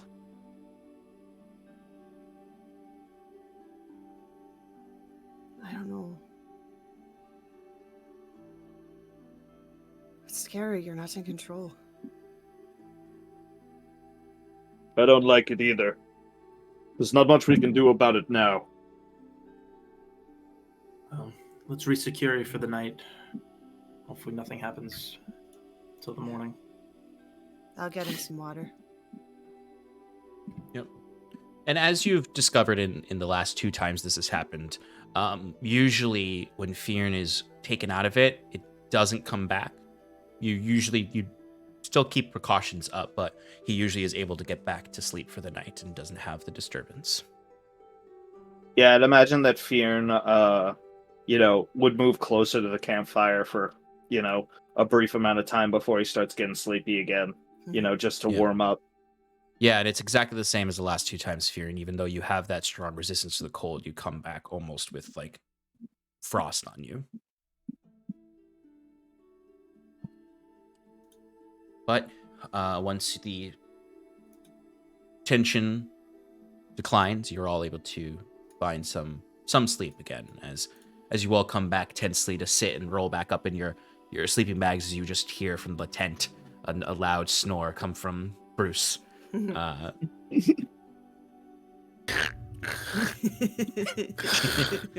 Sean, has there ever been like rumors or things from where I come from, the north? Is there anything that any creatures or spirits or deities that resemble the figure that I saw? I mean, there's generally not necessarily this specific one, but you do know there are discussions of mysterious spirits that come to those who are lost or those who are in danger that is created by the elements, storms, the nature, that have different purposes that all relate to your personal honor. Have you followed your code? Have you deserved your friendly? Are you someone who is respected, who has done good for your community, that may come to you in the moments of of dire need. Now, traditionally, these usually take the form of animals, though. But they are known to have a humanoid form as well. You know of a wolf spirit that is said to appear in the tundras if someone is not respected the spirits or is imbalancing nature in some way, whether it's overhunting a population or killing without any purpose behind it. A wolf spirit that is known to arrive to those who have sinned, and if they judge you as undeserving of redemption, will devour you in the wild. And some will even say in that devourment, they devour your soul as well. Or they protect you until the storm passes. That's probably the one that comes to mind the most, given that the legends of that spirit often relate to being stuck in a storm. If that's the case, I think that probably while I'm warming up, you would hear Fearn. He's more muttered prayers before, before bed or early in the morning or whenever he feels, a little out of control. But this time he seems to be doing it a little bit more reverently. He speaks slower in this abyssal language, and is more, his voice booms a little louder. He's trying to be very clear. And as he does it, his eyes are closed, and he just has his arms clasped like this, over the fire. And he goes through his typical, chants, anything to appease the spirits. He's always very formal and respectful in the way that he speaks to them. And once he goes through his regular prayers, he wishes he goes off the cuff and says, I am being punished for my past deeds, but I continue to try and atone. The codes are all I have. Please do not forsake me.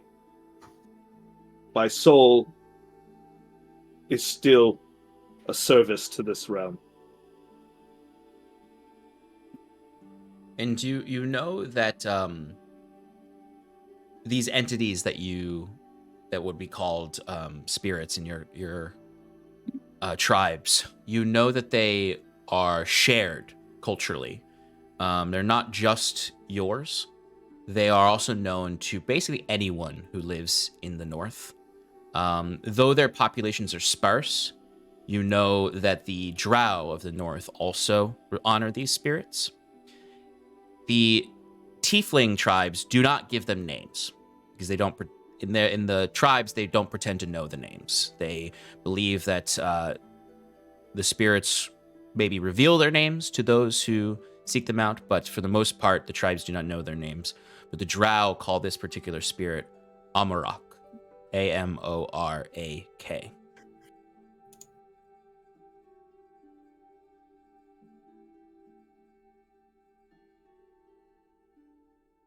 I spelt it Amor Rock. Basically. Let's talk more rock.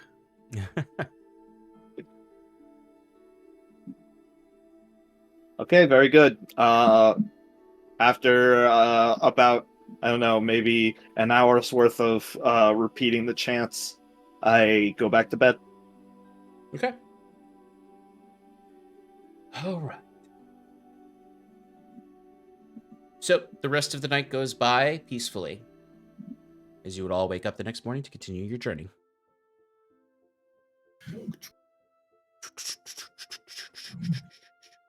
It's only a day's journey away, so by the nighttime, by sunset, you will have arrived at Septimus's farm.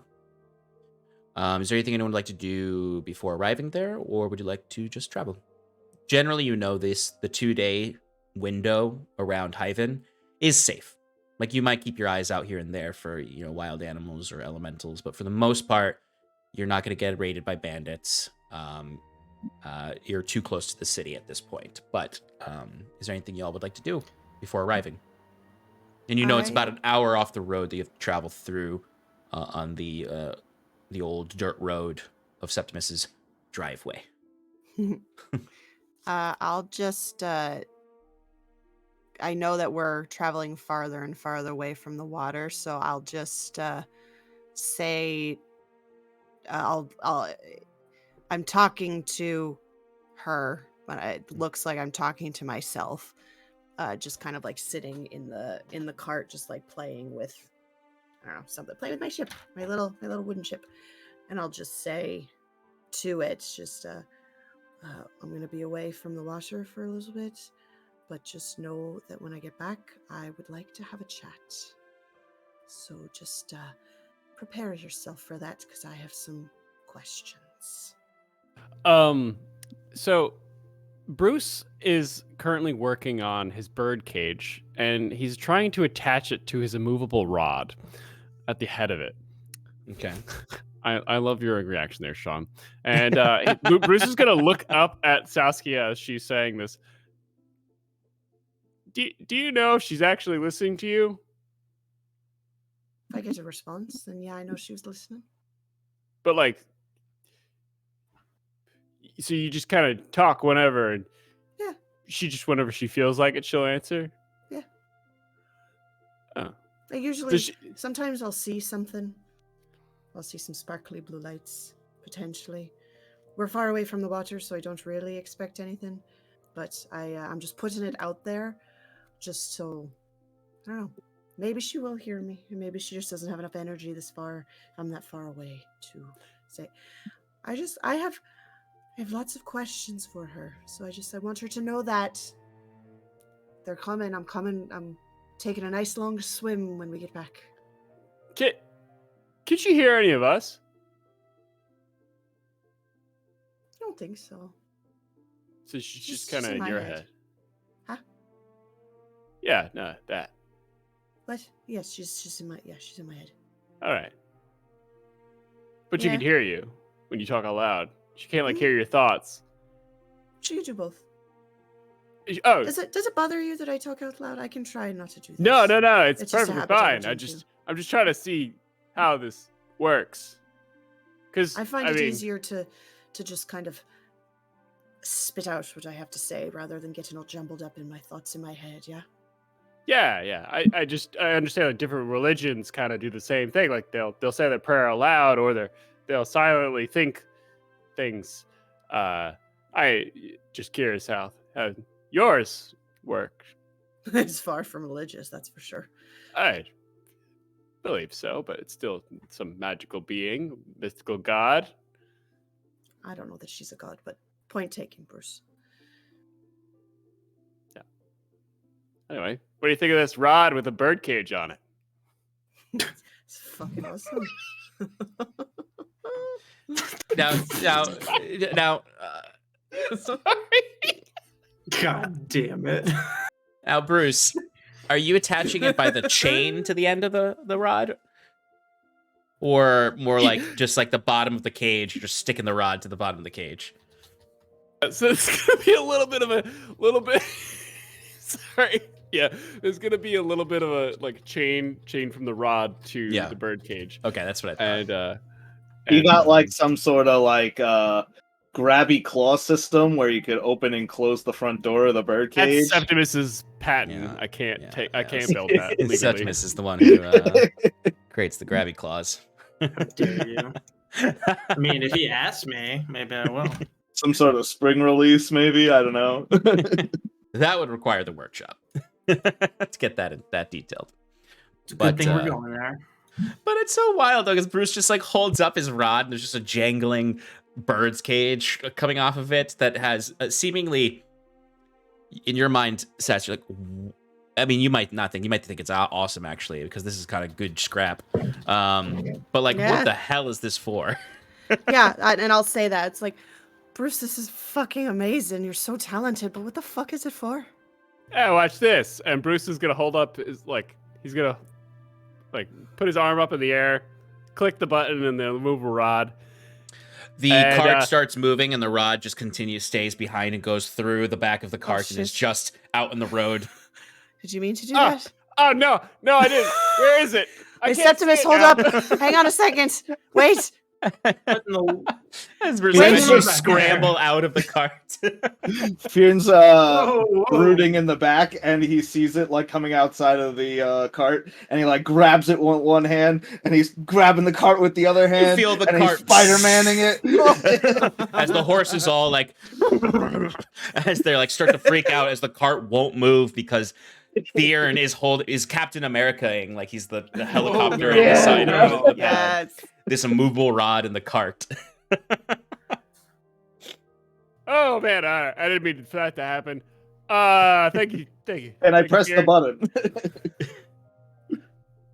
What's it supposed to do?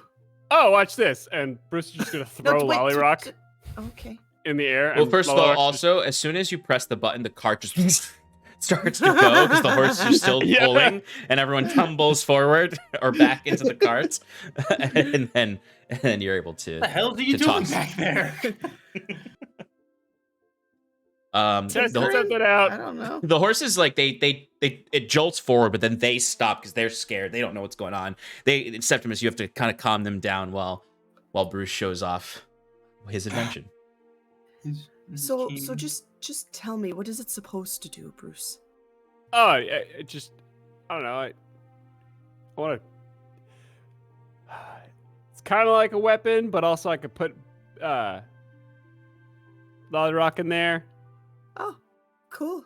I don't like carrying him in my bag. I keep forgetting about him. So if he's in this little cage, and I keep him around, he can kind of come and go as he pleases. Can't he just stay on your shoulder? Yeah, but he likes to be balled up, and that easily falls off my shoulder. That's fair. That's Yeah, fair. you see That's the clever. little rock that Bruce had thrown and dropped out, just sort of just turns into Lollyrock for a second, and flies up into the cage, and immediately is like, my new home. Chirp, There we chirp. go. It's just Bruce's voice. Yeah, it's Bruce's voice. Yes. Which is so funny because that is 100% within the rules is written artificer to put a sound that repeats onto an item. I love and hate that at the same time. Sean, did my lovely voice in my head say anything or do anything back? She did not Talk to her. respond. She did not Okay. respond. But you would feel All you it- hear is sure. Yeah, for a second you think that she's making fun of Bruce, and the chirp chirp. No, you would feel a really frigid cold on your necklace, the pearl in your necklace. You feel that frigid cold against your skin, which you have a resistance to, but it is a noticeable increase in temperature. Okay. As the only kind of vague response that she's giving you. And then if you go to touch it, it would suddenly start to leak seawater. Oh shit. All right. Yeah, it is not, by no means a mature response. Yeah. Well, thanks for making it look like I pissed myself. It's a salty smell. Don't worry about it. It's fine. Fion's just brooding this whole trip. Besides the one I'm so move proud. he made. Insert several sarcastic comments from Jacquet. But at some point, as the sun is setting, you would find yourselves seeing the familiar landmarks of Septimus's home. And know that you have an hour trek. Would you like to take the cart fully up to the house? I think you usually do. I don't think you usually leave the cart by the road. Let's do that. All right. Yeah. As you're approaching the, Or raccoons. I mean, you do see some of the old like wreckage of the raccoons' little Swear to barricade they had God. made Is the before. sign still there? There's a new sign that says Raccoon Town 2. Electric Boogaloo. Sounds like a video game. Yeah. No, you don't see any raccoons. You do see like slightly overgrown around it on the ground is the Raccoon Town sign that the raccoon shaman wrote with the backwards letters in some parts. Sorry, state this has become. But we can as fix it. Sorry. no, go ahead. No, I was just saying we could fix it. That's what we Septimus. said the last time we were Yeah, here. No, but we can. If it means that much to you, we can do it. We'll Eventually. I'll go. We're here for. I just need my workshop. Yeah. Okay. All right. As you get closer, but takes you an hour to get from the road to the actual place, and as you're taking that hour, the sun sets beyond the mountains in the distance. You in the darkness, you would notice though a light up the road by where your farm is. You notice a single lantern. And if anyone would like to give me a perception check, they can to get a more clear image. But the light is clearly noticeable.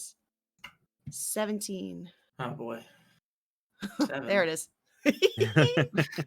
We had a long rest, right? Yes. Oh yeah. 6.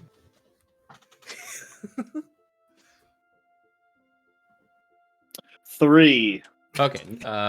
And Come on, y'all. oh wow, Jacques got a nat 1 Oh my god. when I'm So rolling. did I. just can't get the He image does out not of my care. Sass, you said you got a 17? Yep. Okay, so Sass, you can make out, especially because you've got Devil's Sight, so everything's clearer for you. It is the light is attached to a cart. It looks like. The cart is strange though, from your perspective. There's no horse to be seen. It has these large, typical cart wheels, but the whole body is much lighter, much more minimalistic. Like literally just the seats and a very flat board with something on the back that you've never seen before that's attached to it, with a little rooftop over it of just canvas. And you can see the lantern is coming off of the front of it. There is a cart here that has a fresh enough lantern that's lit. All right, hang on a second. Stop. There's another cart in front of your house, Septimus. It's strange. It looks. It looks very strange. Do we have squatters? Do you want me to go invisible and go check it out? I can do that. Do you see how many there are? I don't see anyone. I just see the cart. I need to get closer. Let me go first. Maybe I could draw them out. You could No, sneak no. around behind. No. Just let me just go. I guess let her scout. Let me look at it first. Don't just stay quiet. And I will do a weird little pirouette, and I will go invisible. Okay.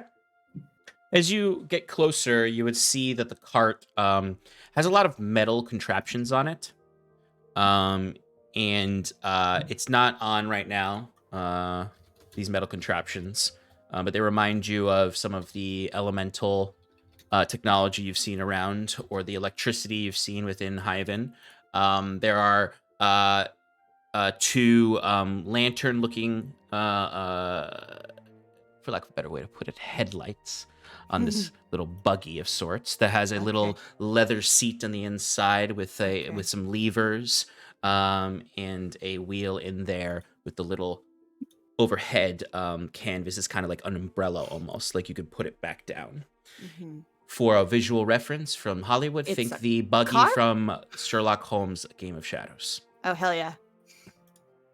But in essence, it's a car. It's an automobile that you're seeing here that is parked here with the single lantern lit from the canvas rooftop. But you get up to that, And as you Yep. get to that, you can then hear people. You can hear someone talking to another person inside of the house itself. You can see that old tapestry you all put to block the rain is like ripped up by the wind by this point. The place is looking worse for wear, as if the storms that frequent Hyven have been beating it up. The land is still torn up from the fight with the raccoons. But then as you're standing there invisible, which I'll ask you to give me a stealth check. 21. Okay. Do I get advantage? You do, 'cause you're invisible. Okay. Yeah, no, 21. You would see a dragonborn fellow coming out from the backyard. Is it our dragonborn no. fellow? No. Okay. He is significantly less sort of like fronds and horns. It's almost like very smooth, almost like much more lizard-like than dragon-like as he's coming out. And you can see he has a bowler hat on the top of his head as he's wearing, a white tunic with suspenders on some pants and just a jacket on. As he's holding just like some scrap metal from Septimus's scrapyard in the back. As he's just sort of looking at it, and he kind of just drops it on the ground and wipes his hands as he takes out a little notepad and a little a pencil from his coat and starts to write things down as he's looking around just at different parts of the property before he like yells inside. Hey, go on. Nothing but junk in the back. Might be good. Scrapping. Might be good for... Go, you hear me? And you hear the guy inside. Hold on, man. As you see another fellow comes out from the doorless front because it's all ripped apart. As you can see, a guy with connected mustache mutton chops of red. You can see he has sort of a dark gray skin tone. He looks like he is a dwarf, but a dwarf from the Underdark. A dwergar, one might say. As you can see, some red eyes. And he is wearing similar attire, except without the jacket. So he's a very barrel of a man with this mustache and connecting chops. As you can see, he's got really high-waisted breeches with this red sash covering his belt, with a tucked-in white tunic that has the sleeves rolled up as high as they can possibly go, like really up on the bicep. So you can start to, and you can see on his left arm, you can see there is some traditional sailor tattoos that you've seen around. You can see one that just has like a heart with mom. You can see a pretty lady on his forearm. You can see a big ship on the right arm. Someone who probably has a history in a navy or sailing. But he has a similar bowler hat, and he comes out and kind of rushes over to, sort of swaggers over to the Dragonborn, and sort of leans over and picks up the plate and looks at it. Like, this fellow who ever lived here has been getting lots of crazy shit out of these mountains. I heard this. You hear me, buddy? I heard this. As he smacks the plate against his chest. These hills, these forests, I say. Old shit here. Old good shit. Saskia gets an idea when he forests old good shit. I will position myself off to like behind their buggy, and I will lean over like so that I'm like behind them, and I'll like put on this like hissing voice, like this really like quiet hissing voice, and just be like, "What are you doing here?"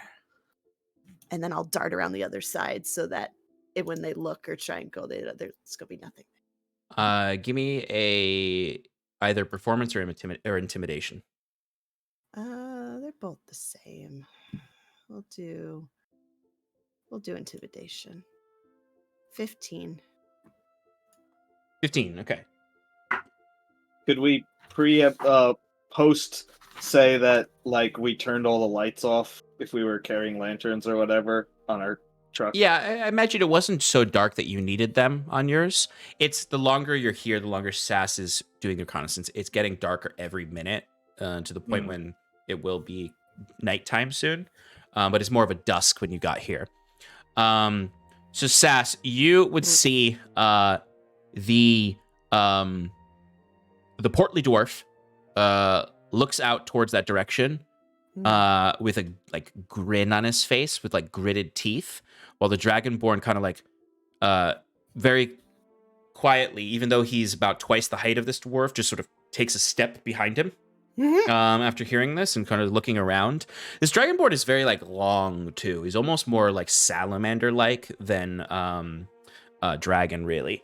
And it's at that point that you would also then hear kind of tripping as they come out from the house, and they kind of get stuck in the tarp flapping and sort of spin around and like sort of like fall into the dirt.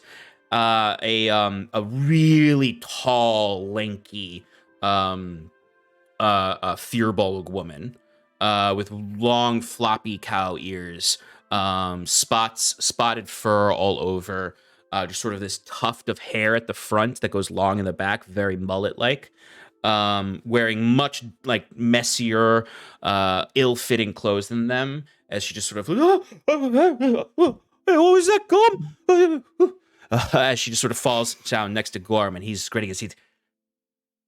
Spirits, crew. You're not welcome here. And then I just like dart. Every time I talk, I move somewhere else. You see the Firbolg sort of like draws a cutlass that was at their waist, and they sort of like, it's like very awkward. The cutlass is ill-sized for them, so they pull it out, it gets stuck in the scabbard, and then they swing it out and as the dragonborn draws out a crossbow, and the dwarf is still gritting his teeth. He's don't worry, team. No spirits can harm us. Continue to work. Every note you can. We'll leave in the morning. This doesn't belong to you. And Where I'm are sort you of when you whisper that? Where am I? I will be like 20 feet next to them, like off to their right, and I'm trying to now like make my way back to the others. Okay. Give me another intimidation check with that last. That doesn't belong to you. No, a 9. Okay. The dwarf sort of looks over, and he does like every time he looks, he does a little like hop as he looks over, and he goes, inside, lad and lass. We'll outlast these spirits. We have a job to do, and we're not leaving till we've done the job. And you see that they tumble and rush inside of the place. The last thing you'd hear before going back to the group is the Firbolg say to Gorm, the dwarf, "You think I'm fully disturbed something here, man? It's got something to do with the door we found. The door we found in the woods. The door we found in the hills. Couldn't get it open. You had that crowbar. You disturbed something." As then they sort of disappear inside. Chuckling to myself, I will make my way back to the others. I will not drop invisibility in case we want to keep using it. So I'll just, as I'm coming back, I'll be like, right, I'm back. I got some info. I spooked them. It was pretty fucking fun. It looks like, I don't know. They're stealing from you, Septimus. What are they? There's a dragonborn. That's the one that we're after. But there's a dragonborn. There's a very tall Firbolg, and there's a dwarf, I think, from the Underdark, and they're stealing stuff from you. They mentioned something about a door in the hills that they couldn't get open.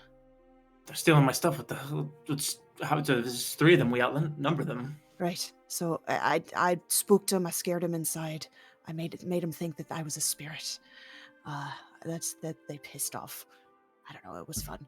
So they're on alert, but they're shaken. So we could very easily surround them and take them by surprise. if we Are they wanted to. armed? They Yes, they are armed, and they said they're leaving in the morning. They're not finishing. well, we're not waiting for them. We're stopping. We're putting an end to this right now. Yeah, of course. I just wanted to have all the information. Do you want me Thanks. to go back and spook them some more? Do you want me to drop the invisibility? What do you want me to do? I would This say is just yours. just stay close to us. Okay. I'm gonna tell them to get the hell off my property, or what the hell they think they're doing. Okay. We'll And if see how shit that goes- works. All right. If shit goes south, I'll pop back in. But yeah. Do we disable their means of escape? If they're going in the thing, we can take their carriage. It looked like As long as they don't have it's any a weird goods from carriage. Septimus's place, then yeah, they can run off. But I mean, it could be. Regardless, But Septimus, Ben, do you I'm gonna know need some anything about a door in the hills that doesn't open? Is that part of your homestead? I'll let you know after we take care of these guys. Right. All right. I'll go sneak in.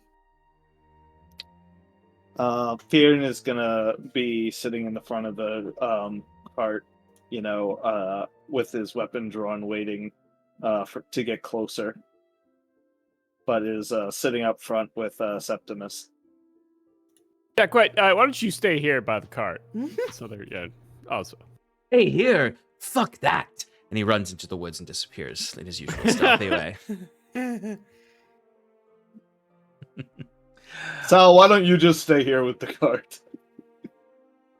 Sal blinks. Oh, we can all go together. The more of us that has to intimidate them, the better. Well, we don't want them to steal Map and Brown. all right. In that case, I'll just. We'll just ride. Bruce is just gonna stick his immovable rod in. Yeah, in like the reins for entwined there. into something. Yeah, in the reins, so Yeah. they can't move. That's awesome. I was gonna say, like, it would have to go in a wheel, like a brick or something.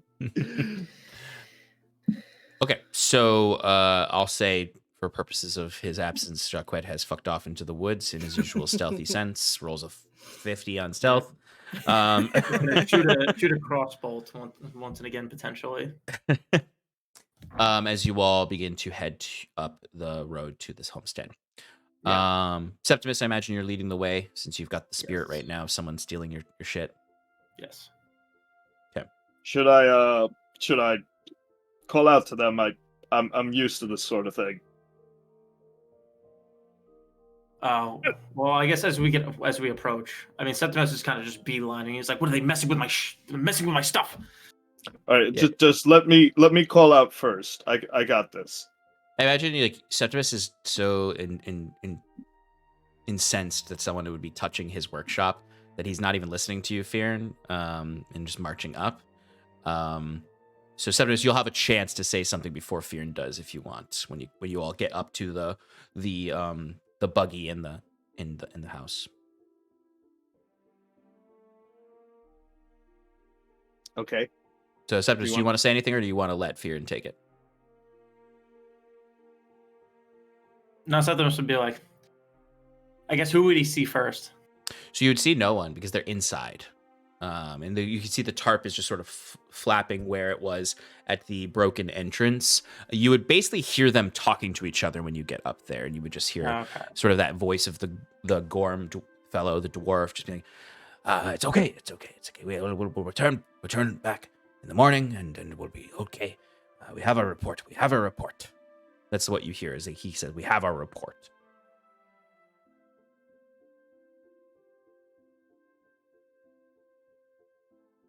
Septimus will say, actually, no, he'll defer to Fearn. Be like, call them out here. All right. Fearn puts down his mask for the dominating visage and says, "Brigands and bandits and thieves, You are hereby lawfully ordered by the agents of Commodore Umadori to stop what you're doing and come out with your weapons dropped and your hands up. We will not harm you. Okay. Sass, what are you doing at this time? You're invisible still, right? Yep. So I would have snuck in to the to see them, and make sure that they're following Fion's directions. Okay. And Bruce, what will you be? Bruce is kind of just behind Septimus and Fear and looking up at Fear as he's, trying to call these people out. Excellent. Yeah. He's got a lollyrock in his hand, about to throw him up. Totally. Yeah, Fearn has the maul on the ground next to him. Mm-hmm. Yeah, the maul is so big that Fearn would be able to have his hand out vertically at the top of the. Yeah, the bottom, the tip of the maul is indented into the ground, and he's just holding it by the handle up here. Go ahead and give me an intimidation check, Fearn, with advantage due to the mask. Yeah. Give him a little bit of guidance, also. I got a 12. What do I roll for guidance? D4. Yeah.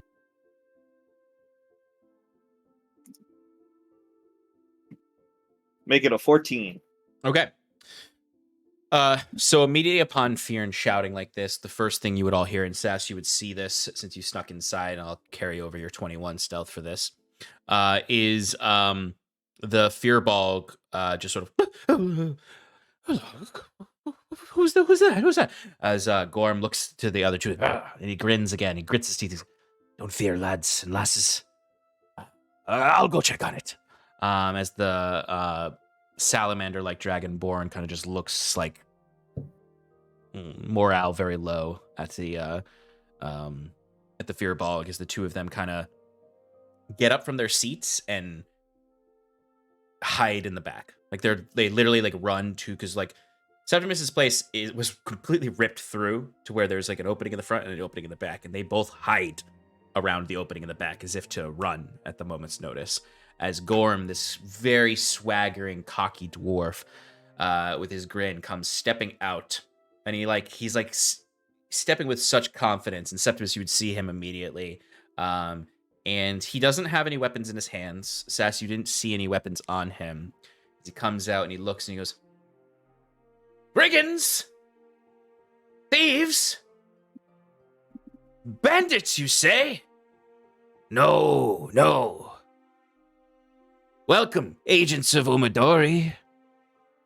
We ourselves are but humble servants of the Solonelian Rail Project. We're not here to steal. We're here to observe, record, audit." He smiles with a huge smile as he looks to you. "You find no criminals here. We may safely, as both agents of the state, rest in this abandoned property." Unfortunately, good sir, this property, although dilapidated, is under the property of a government official such as ourselves.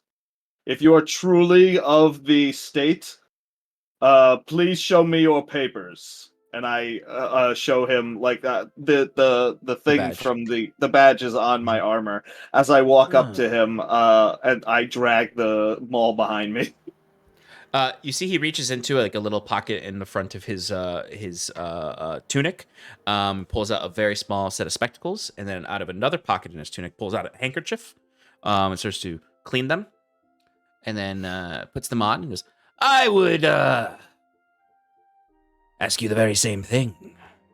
Whoa, I see there. What is that? Badges. Yes, yes. But I would also like to see a deed, perhaps, to this estate, if you truly own this dilapidated, abandoned land. Our records show this many acres. Barn over there, house here, previously owned by the Evergreens. which we, from our investigation, have seen, are all dead or missing. Well, you are incorrect, sir, because I am Septimus Evergreen, and this is still my property. Oh. Well, sir, Mr. Evergreen, if you could procure a deed, perhaps, we can sit down and talk about it. What are the two in the back doing?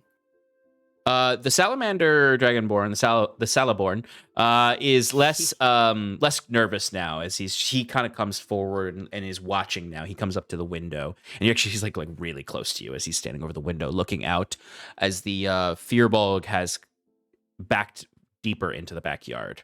They seem to be like absent-mindedly walking backwards in fear.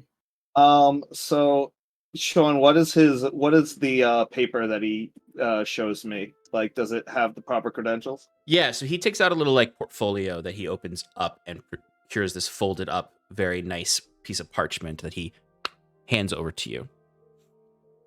Tell me, good sir, do you have a deed or a license for that contraption you have parked over there?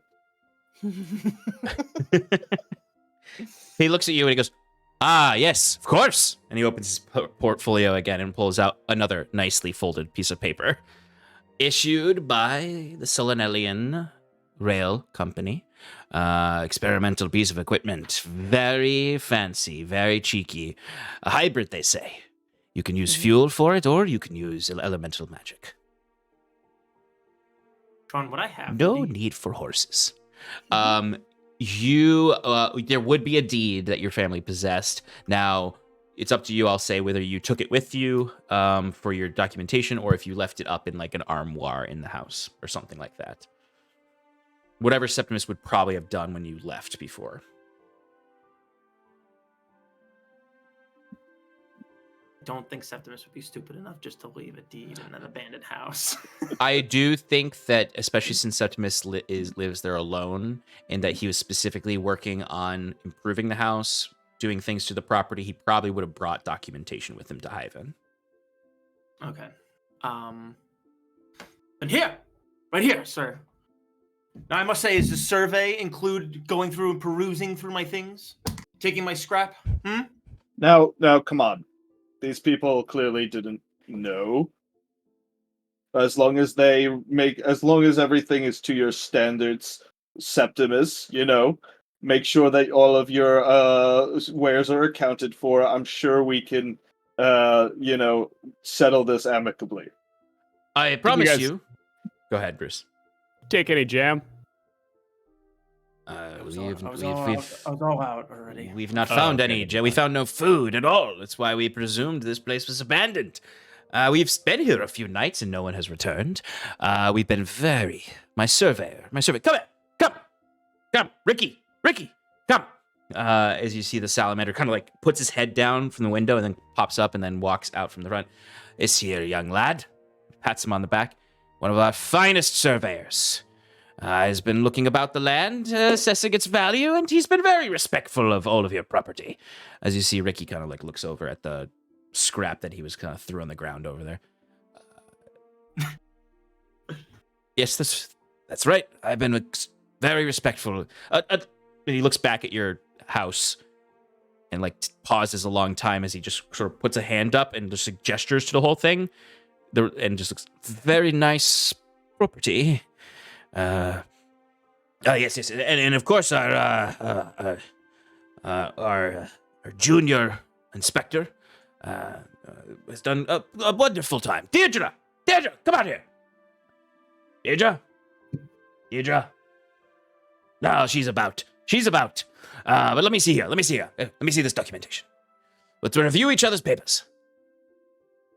So while we're reviewing, I'm just gonna small talk.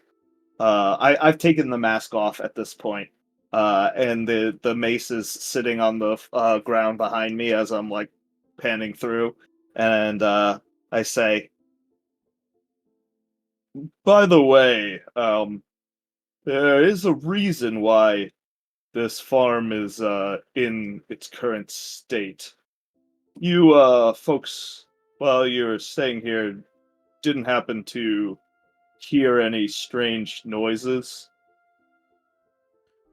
Oh, well, we didn't hear any strange noises, but we have seen a few smaller. It's been a while since there's been a storm, but we've seen a few little of those, what do you call them, blots in the sky.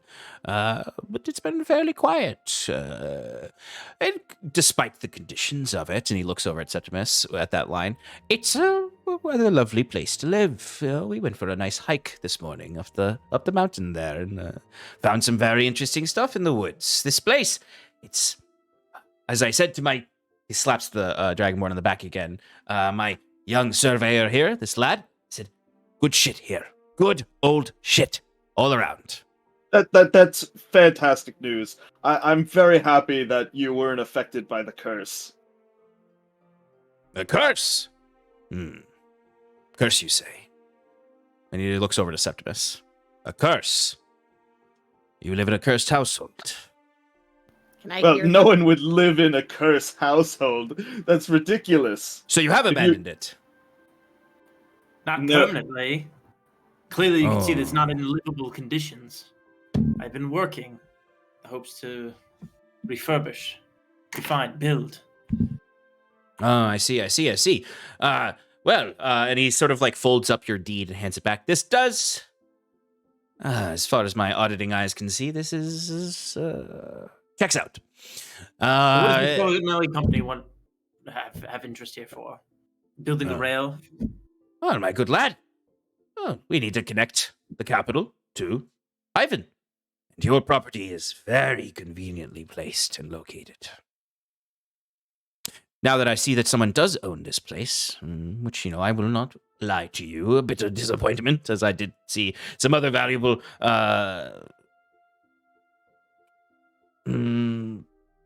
payouts. I believe I could have a negotiation with you, perhaps, for purchase of the land.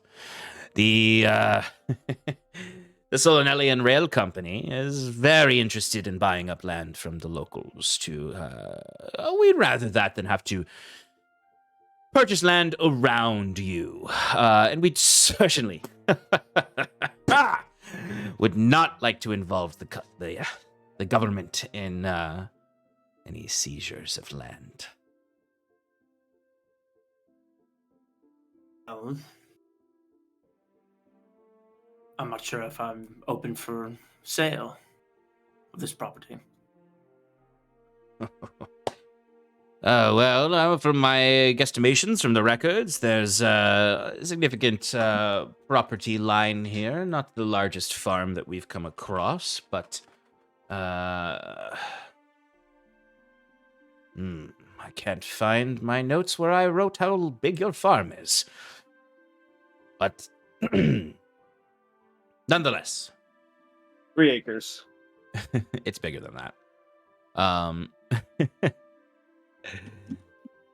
Nonetheless, you'd be able to walk away with quite the nest egg or starting investment for a different property. You've been away. You said you've been working, I presume, based on those badges. And he actually has his little pencil and sort of pokes and points at your badge, Septimus. If you're wearing it, if you're not wearing it, then he'd poke at Fearns. He would say, since you have such high friends in high places, perhaps you can invest that money in a different property or a different location, because we are very interested. I think we could give you a pretty silver for this place. But of course, we understand you are proud people of Reykjavik, have your roots deep in the ground. And we understand the difficulty of uprooting those roots. I believe you pretty appreciate your attempts, but we, like you said, we do have connections in the city of Hyven, and I believe that the governor has we've spoken to the governor himself last time he was here about this very topic. So, if I believe that he may be able to give us a better deal on the land, unless you're give us some sort of exorbitant, ridiculous price to push our arm. It doesn't seem. No, no. This is Septimus's property. This is not a good negotiation. It is not for sale. I don't want. I am speaking to the owner. I would like to hear from him, but I will say, from our records, and he sort of opens his portfolio again and snaps it closed. These lands were gifted by the governor. Don't necessarily fully belong to the Evergreens in that sense, and perhaps if we aren't able to find suitable alternatives for the rail's movements to Hyven, I'm not saying that this is the ends that we will come to, but certain rights of seizure have been discussed with the governor, with our company, is very, as he strokes his mustache and chops, very eager to see the completion of our rails, and if there is a blockade of land that blocks our path, I am not sure he'll be as generous as you were saying, sir. Can I have followed the Fearbulg as she was backing out and kind of like go behind her and just do my creepy voice again and just get out now. No roll necessary. You're all sitting at this table talking. This guy is standing out front talking, as you would just hear. As this person would just dart out of the house and through the tarp. The tarp would get stuck on their face for a second. They twist around and then fall into the dirt and look up at everyone and be like, oh. And then Gore would be like, Deirdre, come. This is my young, what's your role? Geologist. A young geologist, investigating the value of your land below the structures. I am not here to pressure you. Is everything all right there, Deirdre? Hey, you got ghost. This is ghosts on this property. Spirits. Mm-hmm. Oh no. She's been cursed. I whisper to Cursed? Septimus, like kind of loudly. Cursed?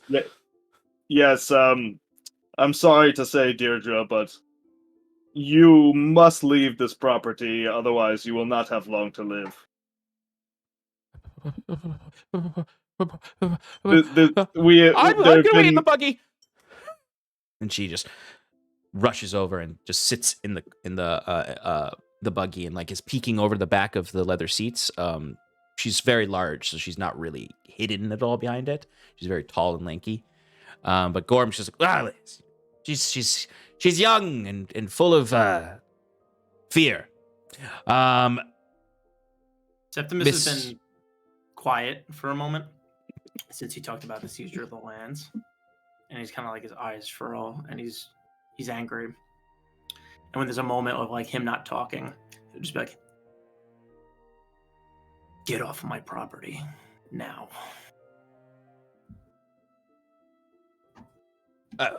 Sir, we don't mean to intrude or trespass, but be reasonable. Be reasonable. Think of your future. You're a young man. A pretty penny, like an investment from the Solanellian Rail Company, would be life-changing for you. You could get some new, dress yourself up. You'll be, you could be joining the high-class society of Hyven, or perhaps even Solanel, if you're ambitious enough. Unless you want your cart, your nice spiffy cart there to look like my house, you have 10 seconds. As he calls over Sal to start just like moving up and try to intimidate a bit. I'll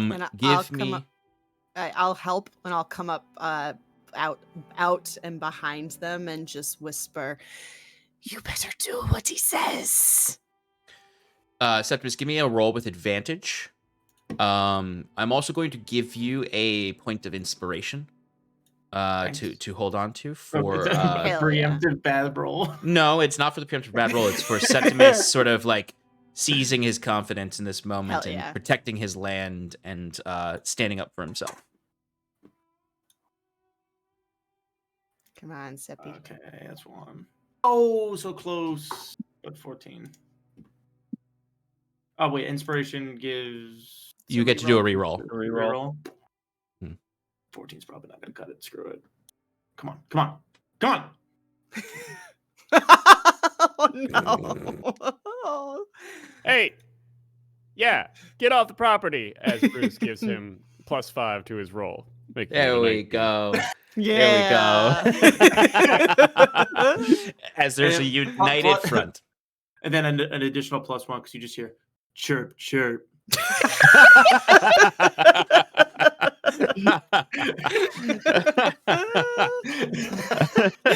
love that. Chirp, chirp. Chirp, chirp. Chirp, chirp, motherfucker.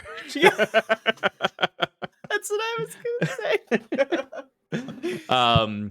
Septimus, as and I'll say for everyone, you all came to Septimus's sort of back here, but you would notice like a darkness falls over Septimus's face as he's threatening these people as Sal comes up. And Sal doesn't necessarily look different, but there's just something in his eyes. They almost start to turn a shade of red as he just stands behind the gentleman now, and drops a robotic hand on the shoulder of the dwarf. You see the salamander, the Salaborn, looks to all of you, and then Septimus says, "Yes, we meant no disrespect, Mr. Evergreen. We will leave right, Gorm." And Gorm looks at Septimus, and Gorm's had that grin on his face the whole time that just fades. Right. We will leave you then, Mr. Evergreen. Don't forget our offer. And he looks over his shoulder up to Sal. Good day. Sean, And he looks. Yes. sorry, I didn't mean to interrupt you. But I did. It's all good. Can I check their bodies to see if they stole anything? Yes. So even you don't really need a perception check because they're right there in front of you, and you can use your blind sight. Gorm does not have anything on him that looks like it was stolen. It all looks like he came with it. Despite his greasiness, the man is a professional. He's just a sleazy salesman, a sleazy land buyer, just a bad dude, but he has a veneer of professionalism to him. The Fearbog does not have anything. The Fearbog would piss their pants if they saw it. They would have dropped anything they tried to steal the second they heard other people here. The salamander does have some scrap in his bag. Particularly, you notice this is not scrap from the scrapyard. This is stuff from Septimus's workshop. What was your name? Ricky? Yes. Why don't you drop the bag?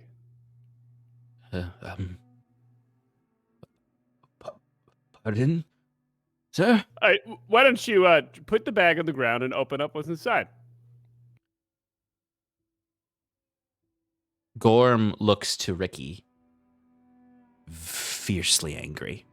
Almost as angry as Septimus was, as Gorm would, like he was doing before, where he was slapping him on the back, but cheerfully, he slaps him on the back really hard. He says, "Drop the bag, boy." And he takes this sort of satchel off and throws it to the ground, and you can see it opens clearly heavily with scrap metal, the more expensive stuff, the more rare stuff that Septimus had found in there.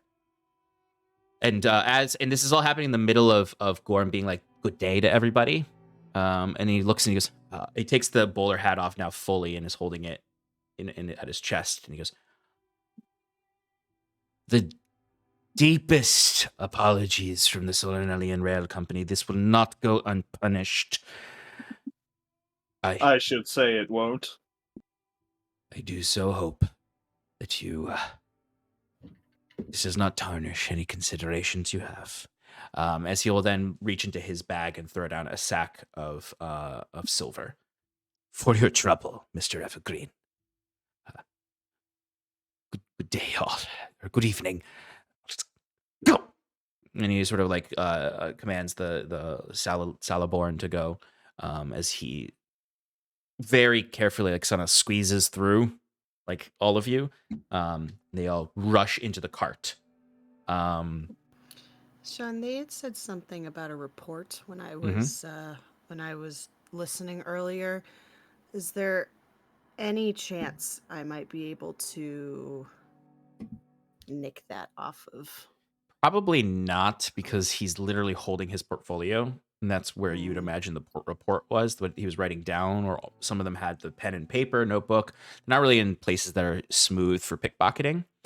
And I'll even say, like, just from like context, you can imagine that these reports have to do with the property's value, what's on the property, things to report back to the company about whether or not they want to try to buy or seize the land from the government, or try to buy it from Septimus now. But you hear a bunch of like levers being pulled.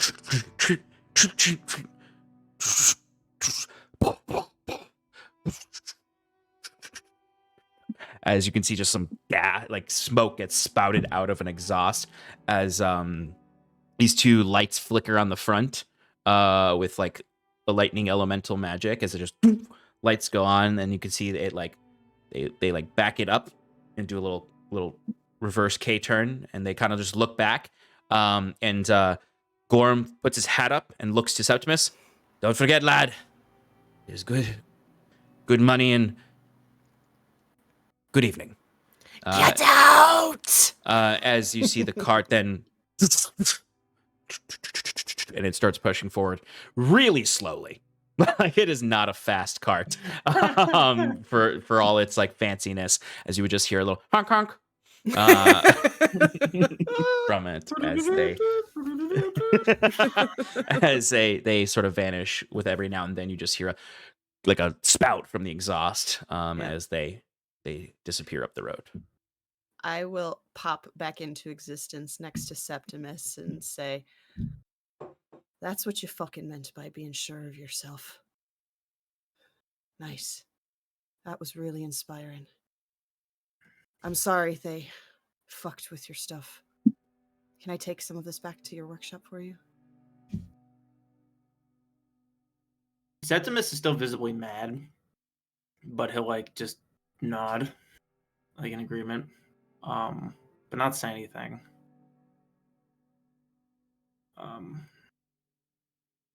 Because he's just kind of like thinking. He's just pondering in thought a little bit. I'll gather the stuff and I'll bring it back to his workshop. Mm-hmm.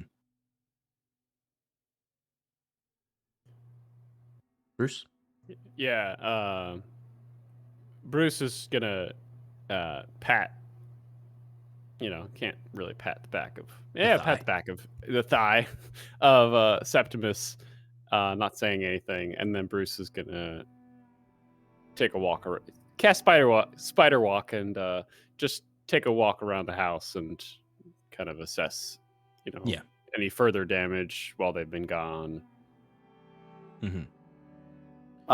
Fionn is going to just go off kind of on his own, but he's actually going to start finding the tree line and start chopping down logs of wood, just to, not necessarily for repairing the house, because he knows that would take like a long period of time, but just to kind of like get the process started. It's busy work and he wants to train anyway, and he thinks that like if there are a bunch of freshly cut logs nearby, then maybe people won't expect it to be as abandoned as it appears. Absolutely. And Septimus, what would you do at this moment? By himself, he'll just like look to Sal with now kind of like now it's everything's calm, little worry in his eyes. And he's like,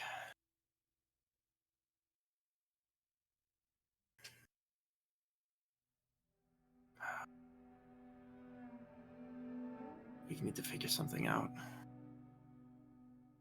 He's right.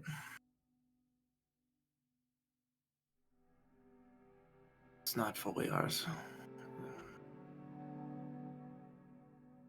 We need to make it seem useful, or it's going to be taken.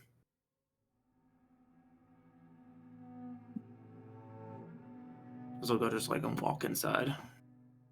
And Sal would do his newfound blinking emotion as he blinks and his eyes turn from that red back to the usual blue, as he would almost like an exact echoing of Bruce would tap you on the back as he follows you inside, and you step inside, and there's sort of a moment when you're looking around and you can just see the space is different. It's not that they stole anything, it's just you can tell it's been turned over. And you know, when the raccoons were destroying things, it was recklessness, it was violence, it was chaos, it was elements, it was spirits. This is the violence of order, of law that you see, and it feels more violating in that moment.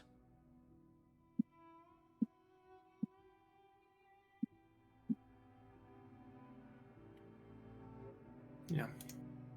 And I think as you're looking through, pondering, Bruce, you're examining the place for further damage and what needs to be done. Yeah. You know, at some point Bruce would he would, because he's got spider walk on, so he's walking Mhm. throughout the house.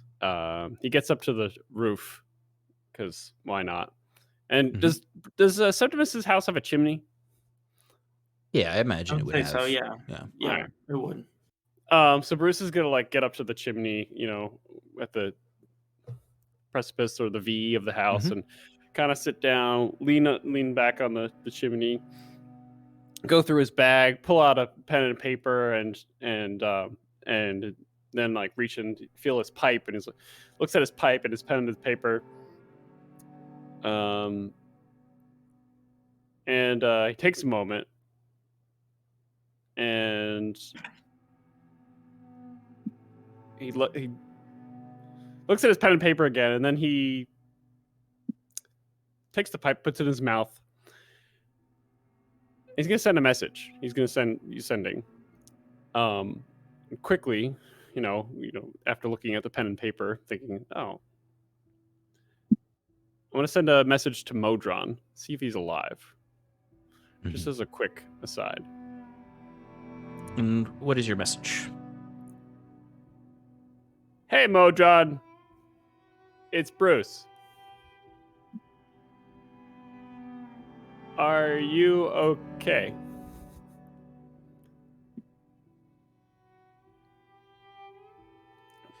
Can I tell if it lands? You can. I've always said back when Curon used to use it, you can always tell if it reaches someone, and they receive it. You can tell if they receive it. It's a mystery if they're like asleep or if they're dead. There's an uncertain feeling that comes in. But you send this out. You're sitting on the roof with your notepad and your pipe. And you take an inhale the pipe and an exhale the blue smoke like rises up into the sky, where you can see it mingle with the stars above, starting to come out as the sun completely drifts under the horizon, as you all would hear the, almost like the last time you were here, just the crack of thunder on the horizon from the sea. As you can see, as you look, dark clouds, probably where Hyven is. There's probably a storm that's hitting Hyven right now. And somewhere, not necessarily here, somewhere amongst the city in the outer countryside, the rain is falling. and falling until it becomes torrential. Lightning starts to strike as the familiar vescent blots start to form in the sky, and the usual fears of the elementals grip into the hearts of anyone around after the Aradunai attack. And outside of the city of Hyven, sitting just in a little grove by a small stream, covered in muck, almost discarded, you would see Modron sitting on a rock, motionless. And you would see a small bit of blue smoke arrives around his head. So you would then see the closed eye would... It would be red, staring out as the red illuminates this small grove and reflects against the pond and looks about.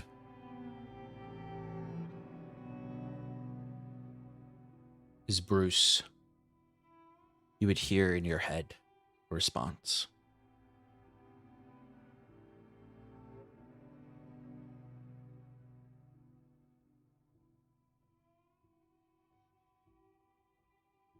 You.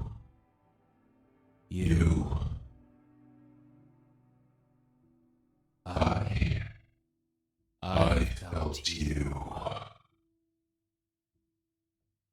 You are familiar. Where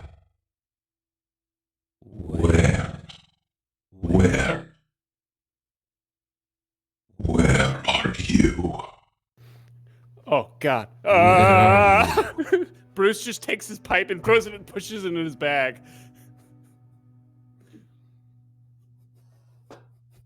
And elsewhere, back at this grove, Monodrone stands up and just begins walking into the storm.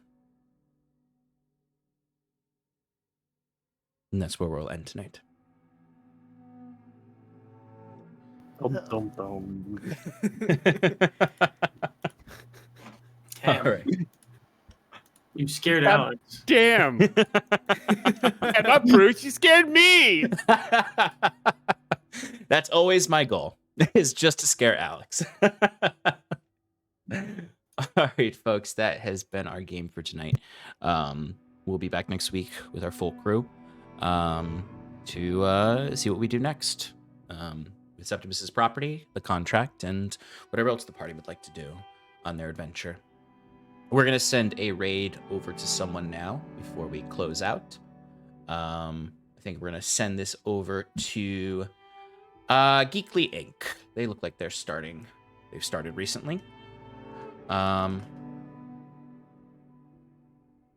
So go ahead and give them some love from Paradice. We'll see you all very soon, hopefully. Have a lovely evening. Goodbye, wherever you are. See ya.